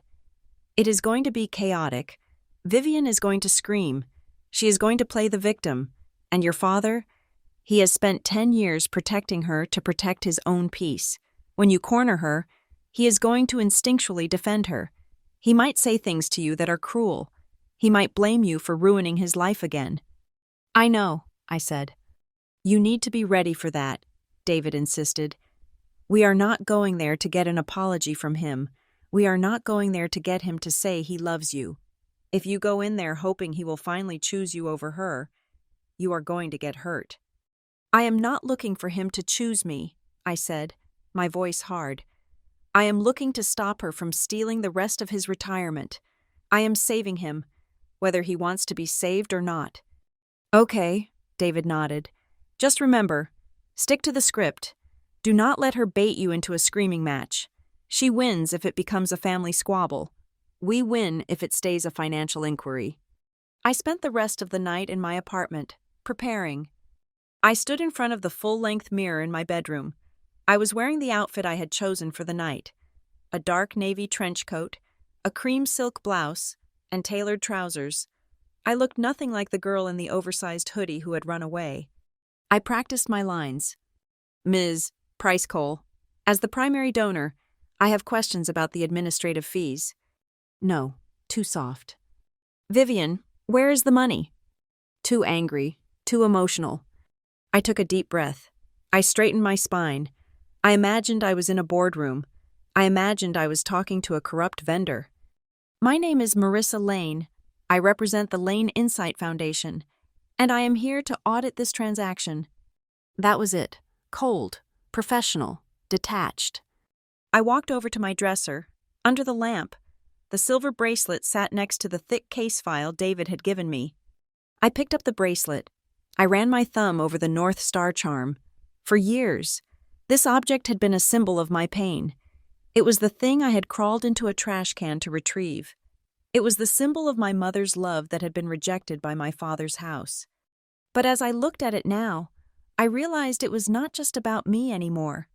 I thought about the other families in Cedar Hollow, the shop owners who donated $500 thinking it was buying winter coats for orphans, the elderly neighbors who wrote checks they could barely afford because Vivian smiled at them.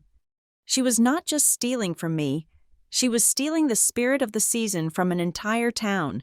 She was taking the goodwill of good people and turning it into designer shoes and shell companies. I put the bracelet on my wrist. I clasped it shut. The cool metal felt like a promise. "You do not get to do it anymore," I whispered to the empty room. "You do not get to be the villain who wins." I picked up the file. I placed it in my leather briefcase. Across the city, in a hotel room, David was checking his service weapon.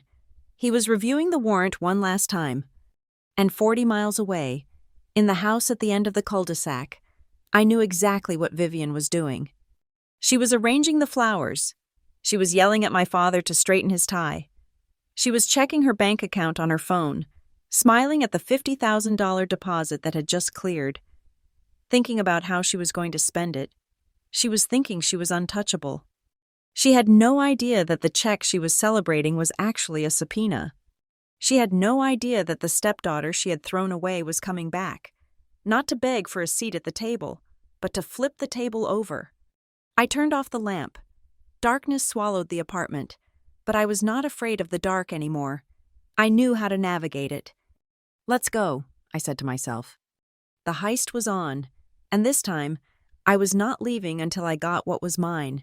I walked into the foyer, and the heat of the house hit me instantly. It was a suffocating mix of cinnamon candles, expensive perfume, and the heavy, cloying warmth of a furnace working overtime. For a second, I was 18 again, shivering in a thin sweater while my stepmother explained why I did not deserve a seat at the dinner table. But then I felt the weight of the Italian silk blazer on my shoulders and the cool metal of the Cartier watch on my wrist. I was not Marissa Cole, the unwanted byproduct of a previous marriage. I was Ms. Lane, the golden goose. Vivian was the first to reach me. She glided across the hardwood floor, her gold dress shimmering under the chandelier light. She extended a hand that was perfectly manicured, her nails painted a festive, blood red.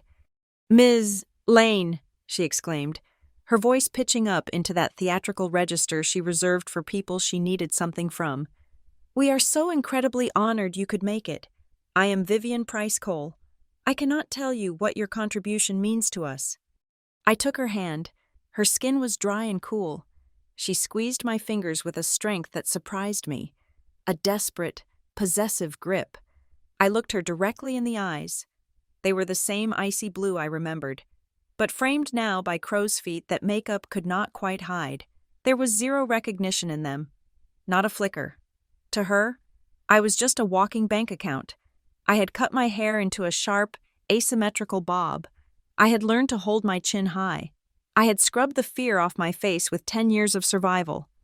"The pleasure is mine, Mrs. Cole," I said. My voice was lower than it used to be, trained in boardrooms to command attention without raising volume. "I have heard so much about the unique way you run things here." "Oh, you are too kind," she laughed, a tinkling, artificial sound. "Please, come meet the family." She guided me toward the living room. My father was standing near the punch bowl, looking lost in his own house. He wore a tuxedo that seemed a size too big for him now, as if he had shrunk inside his own life. "Ethan," Vivian called out, snapping her fingers slightly. "Come say hello to Ms. Lane from the foundation." My father turned. He looked at me, and for a heartbeat, time stopped. His eyes narrowed. He tilted his head, a flash of confusion crossing his face. He heard the timbre of my voice. He saw the set of my jaw. I saw his mouth open slightly, a name forming on his lips. But then he looked at Vivian. He saw her smile, her command, her absolute certainty that this was a stranger, and I watched him do what he had done for a decade. He swallowed his instinct. He buried the truth because it was easier than challenging her reality. "Ms. Lane," he said, extending a trembling hand. "Welcome. You remind me of someone." "I get that often," I said smoothly, shaking his hand. It felt frail. "I have one of those faces." "She is the one who donated the $50,000. Ethan," Vivian interjected, her voice sharp, reminding him of my value. "She is the reason we can build that playground next year." "Right," Ethan said, retreating behind his glass of scotch. "The playground, of course." Then there was a rustle of fabric, and Lila appeared. My half-sister was standing at the bottom of the staircase. She was wearing a red velvet gown that likely cost more than my first year of college tuition. She looked like a porcelain doll that had been kept in a glass case. She walked over to us, smiling a genuine, easy smile, the smile of a girl who has never been screamed at in her own kitchen. "Hi," she said, offering her hand. "I am Lila. Thank you so much for helping us. Mom says you are a hero." I looked at her. I expected to feel hate. I expected to want to tear that expensive dress off her, but all I felt was a profound, hollow pity. She was 22 years old, but she seemed stunted, trapped in eternal childhood by a mother who needed a prop. She did not know she was living on stolen time and stolen money. "It is nice to meet you, Lila," I said. "Your mother talks about you quite a lot in her press releases." "She is my pride and joy," Vivian beamed, wrapping an arm around Lila's waist. "So talented.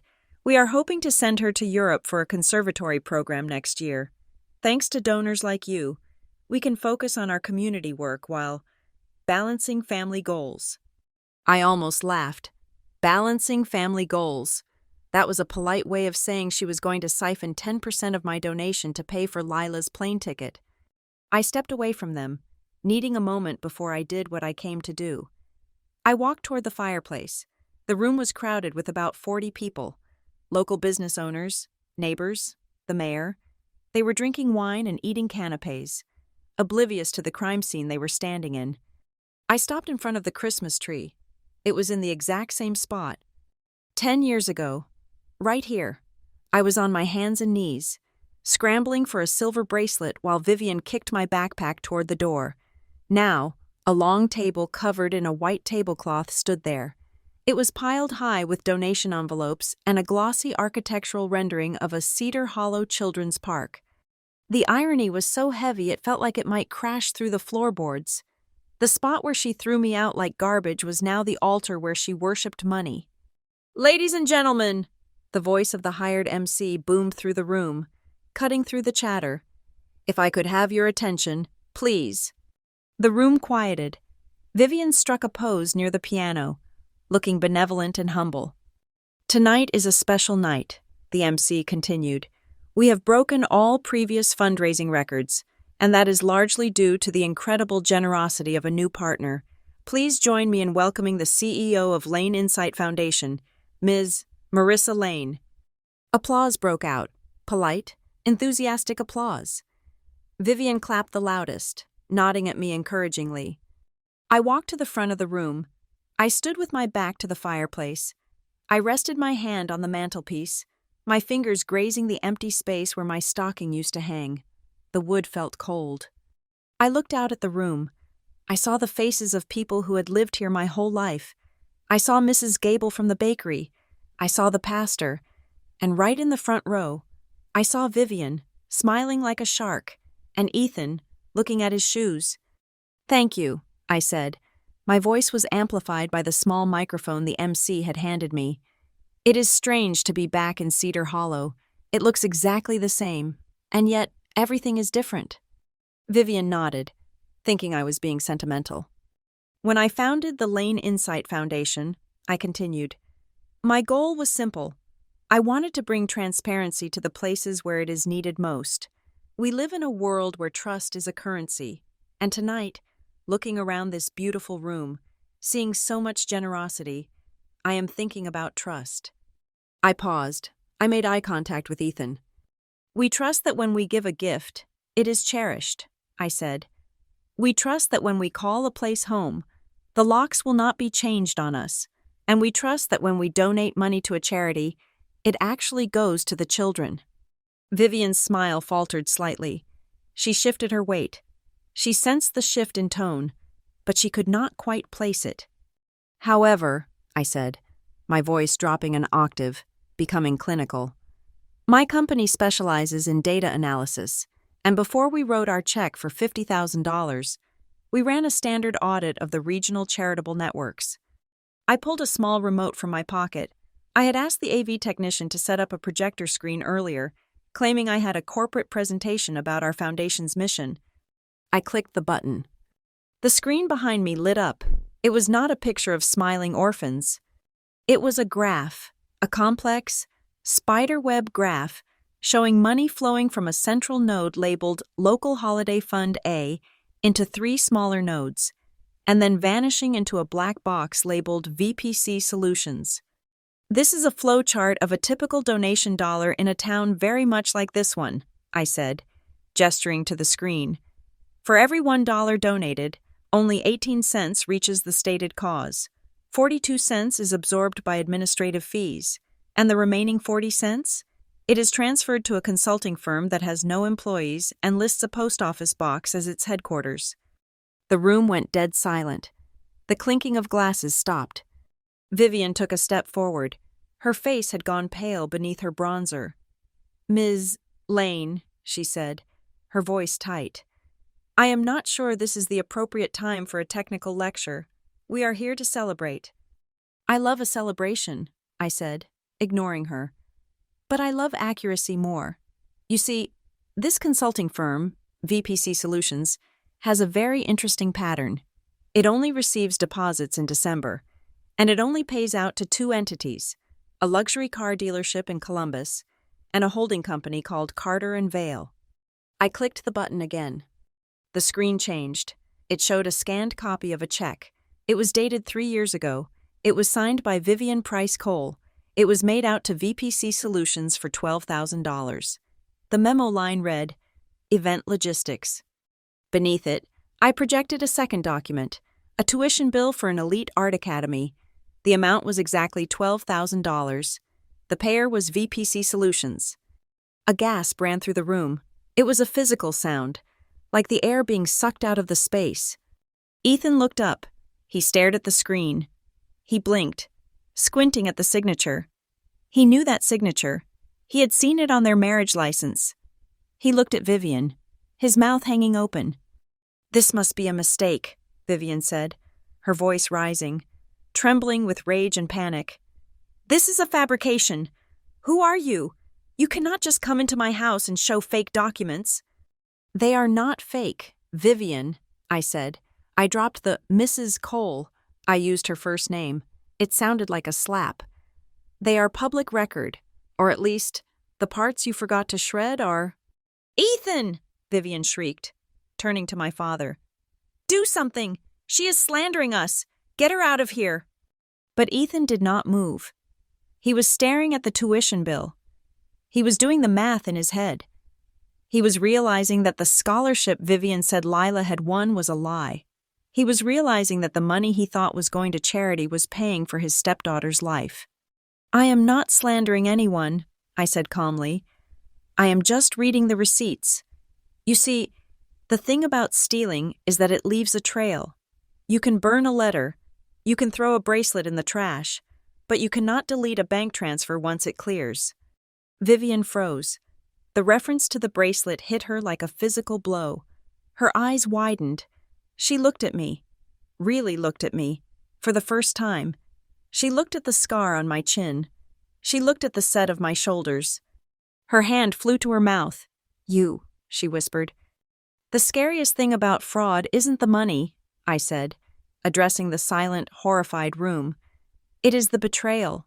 It is the moment you realize that someone looked a child in the eye and taught them that their worth was negotiable, that the only gift they had could be thrown in the garbage whenever it became inconvenient." I looked straight at Vivian. I let all the coldness of the last 10 years flood into my gaze. "You thought you cleaned house, Vivian, but you missed a spot." The silence in the room was absolute. It was heavy and thick. No one moved. No one breathed. Even the Christmas music seemed to have died away. My phone buzzed in my pocket. It was a single vibration. Now. It was the signal from David. I clicked the remote one last time. The screen went black. "Thank you for your time," I said. I stepped down from the fireplace hearth.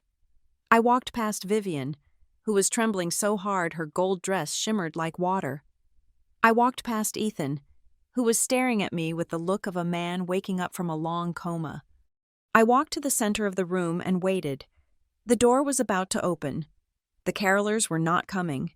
The reckoning was. The silence that followed my presentation was brittle, like thin ice about to shatter under the weight of a heavy boot. The hired master of ceremonies, a man whose job was to keep the mood light and the donations flowing, looked frantically between me and Vivian. He cleared his throat into the microphone, the sound echoing awkwardly through the stunned room. "Well," he stammered, forcing a smile that looked painful.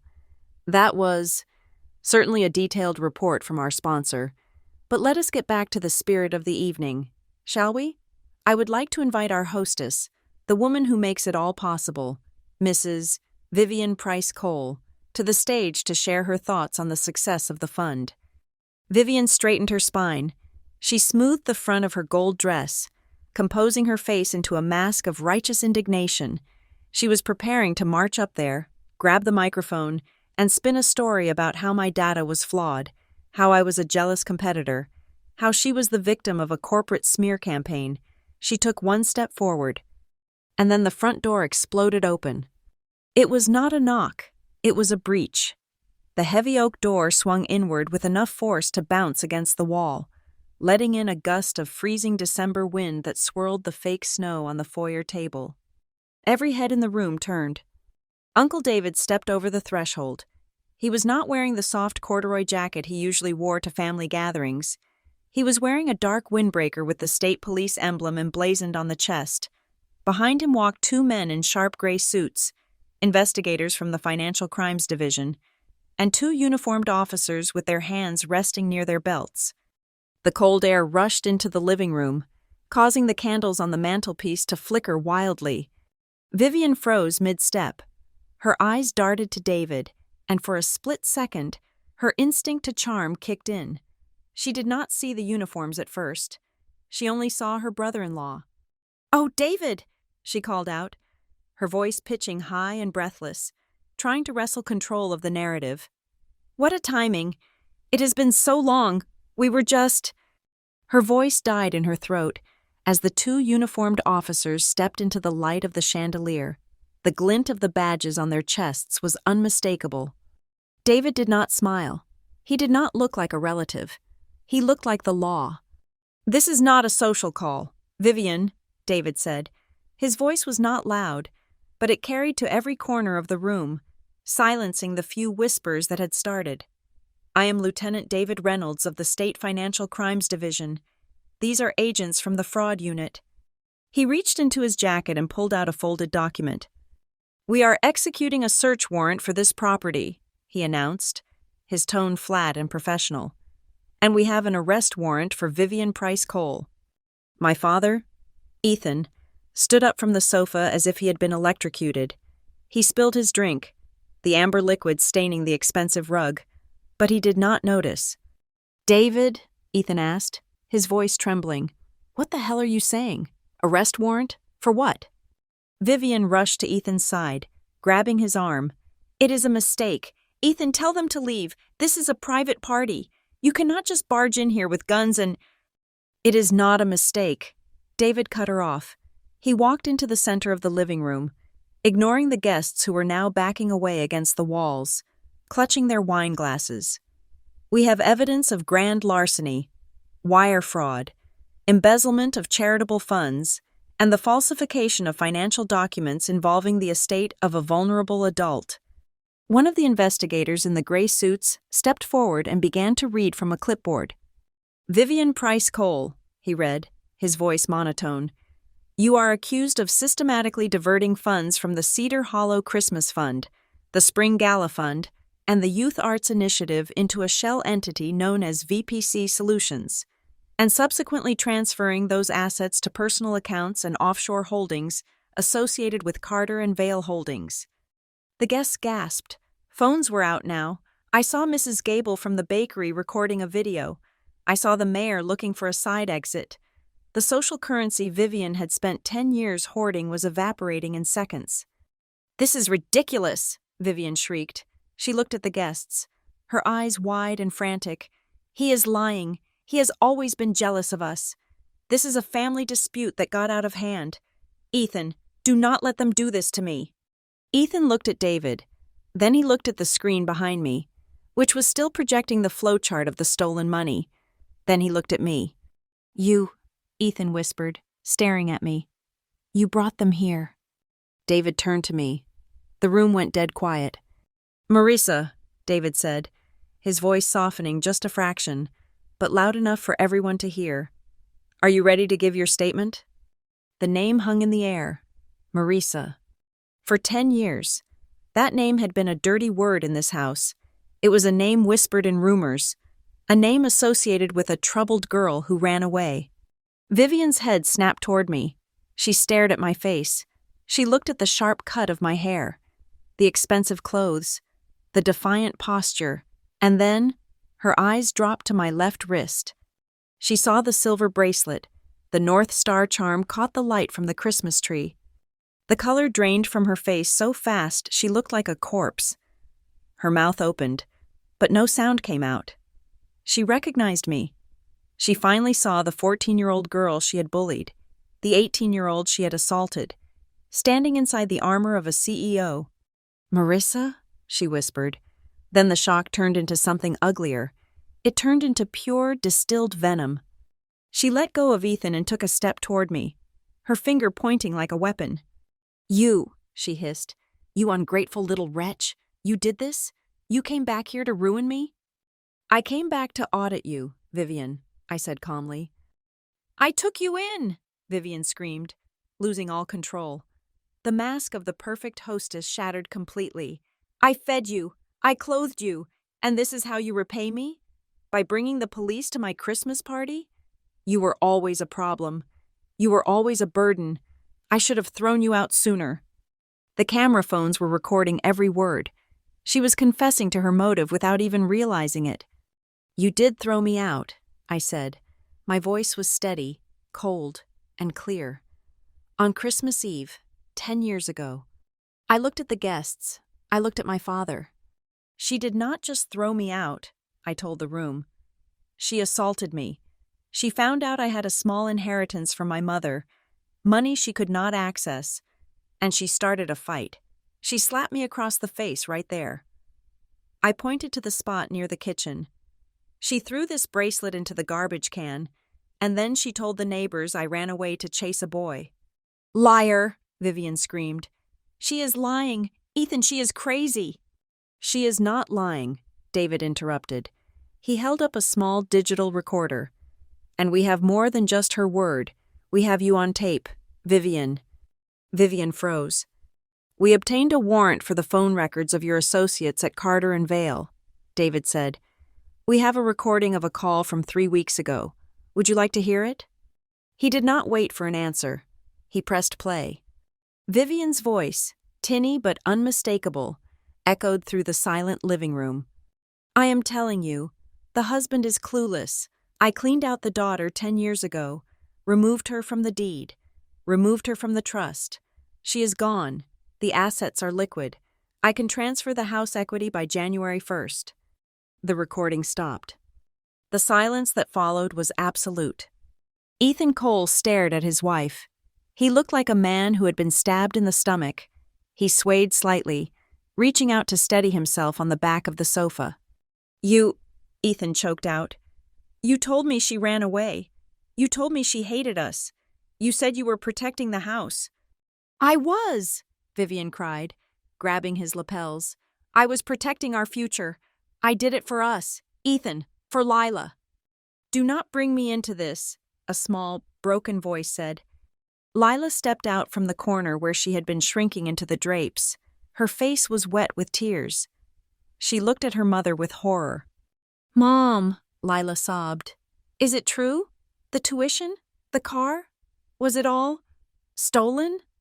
Vivian looked at her daughter. For a second, I saw a flicker of panic in her eyes. Lila, baby, you do not understand business.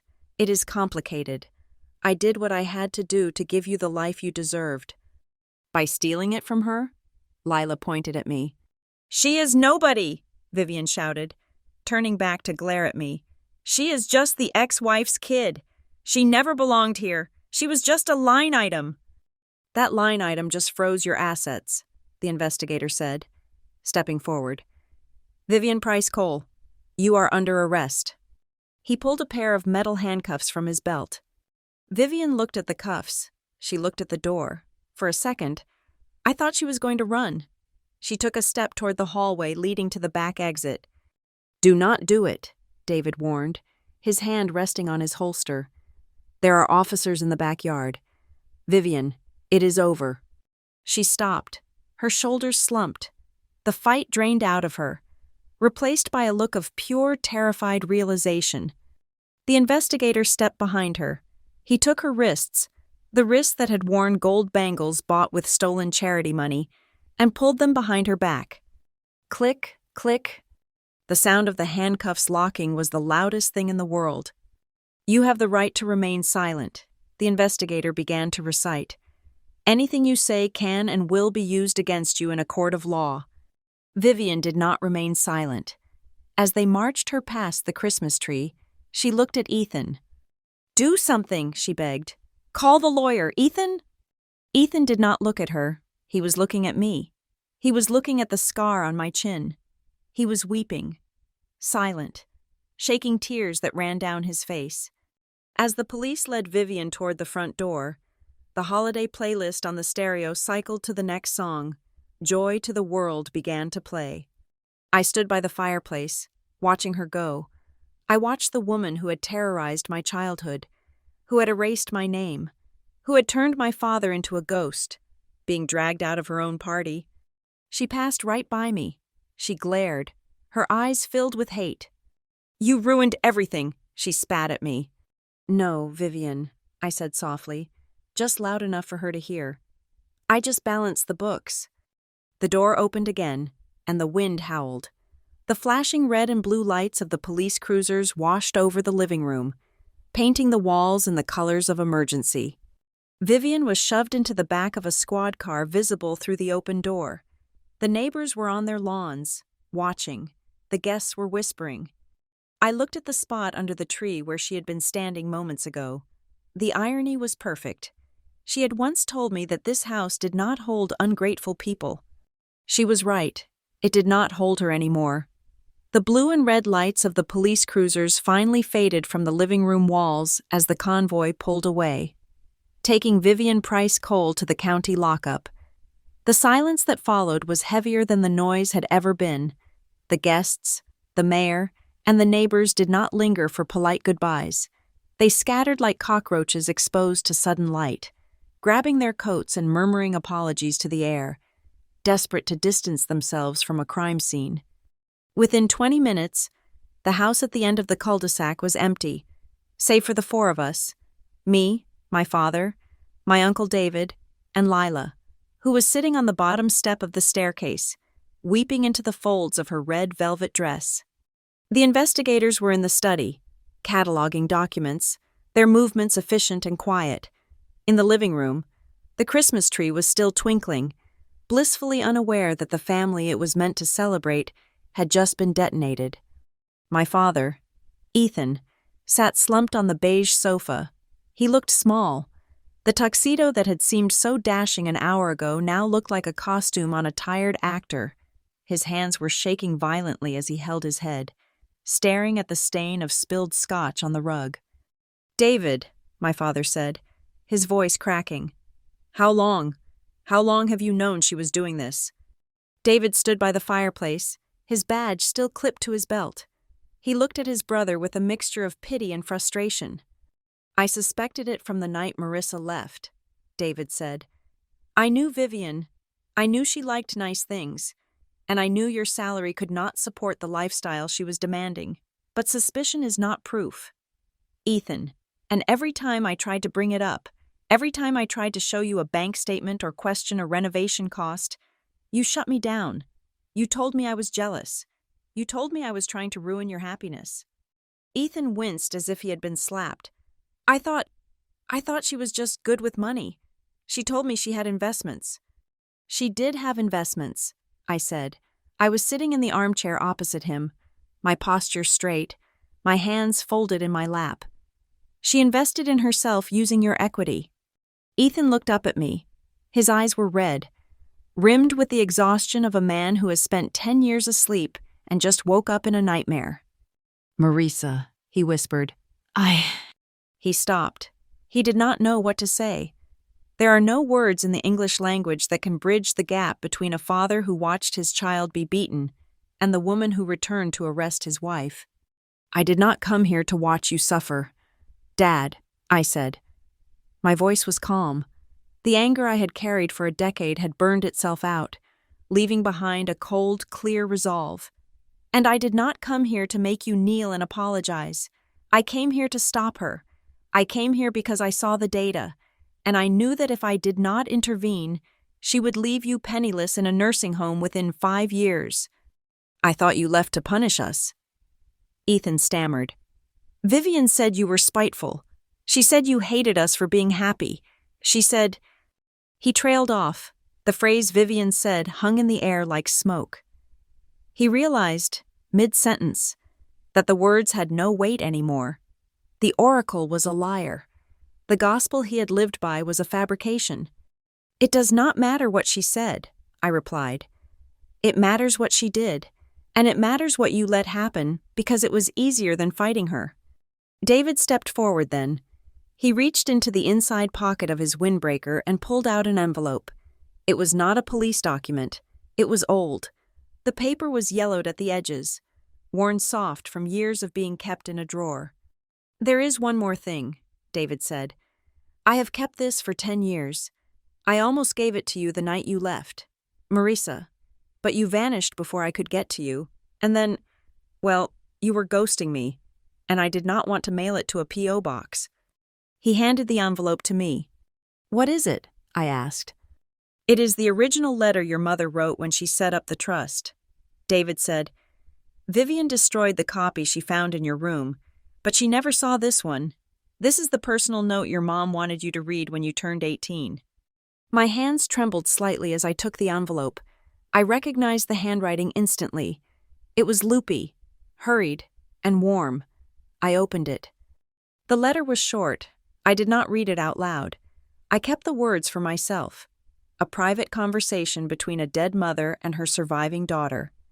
"My dearest Marisa, if you are reading this, you are officially a woman.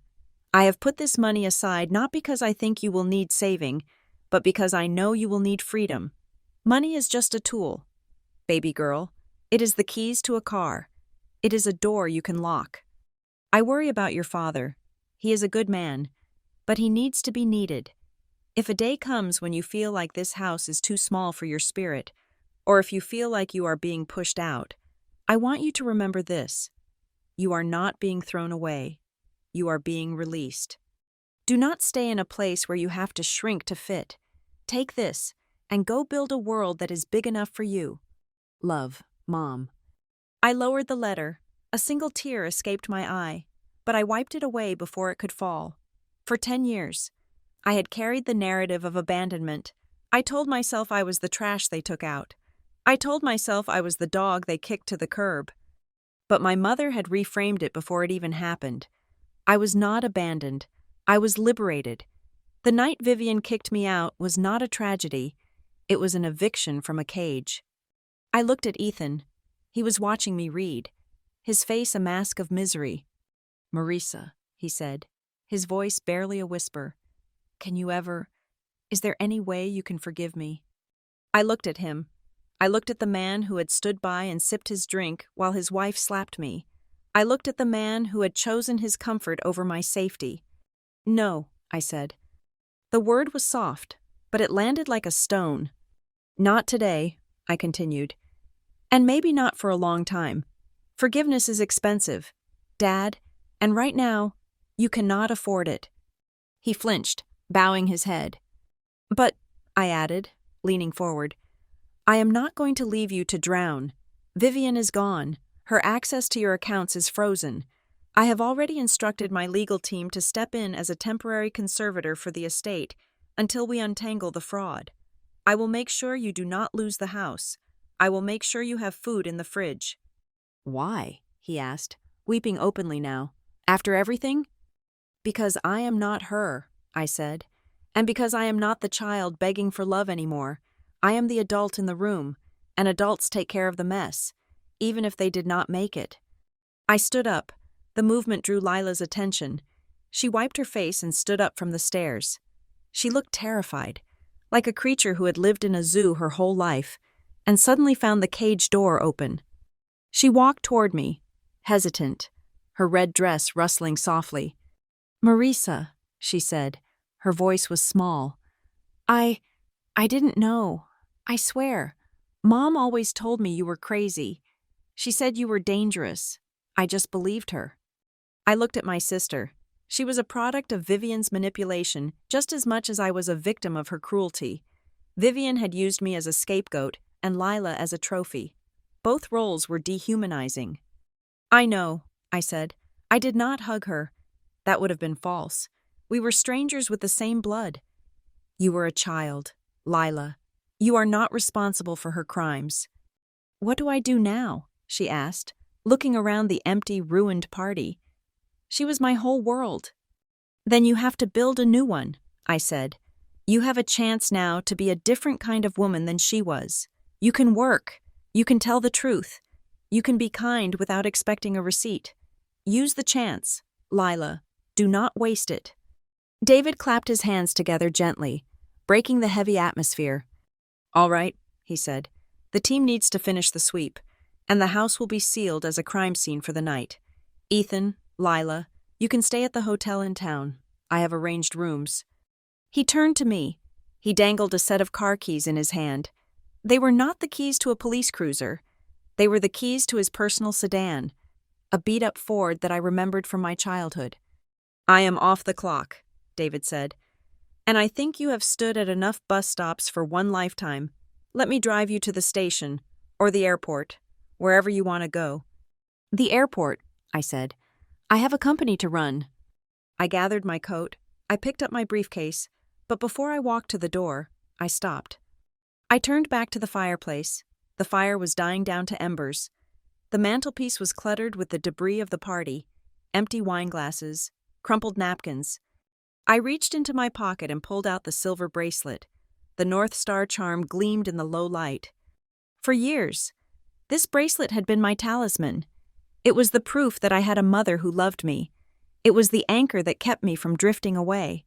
But reading her letter had changed something. I did not need the object anymore. I had the words. I had the freedom she bought for me. I placed the bracelet on the mantelpiece, right in the center, where my stocking should have been. It was not a peace offering. It was a period at the end of a sentence.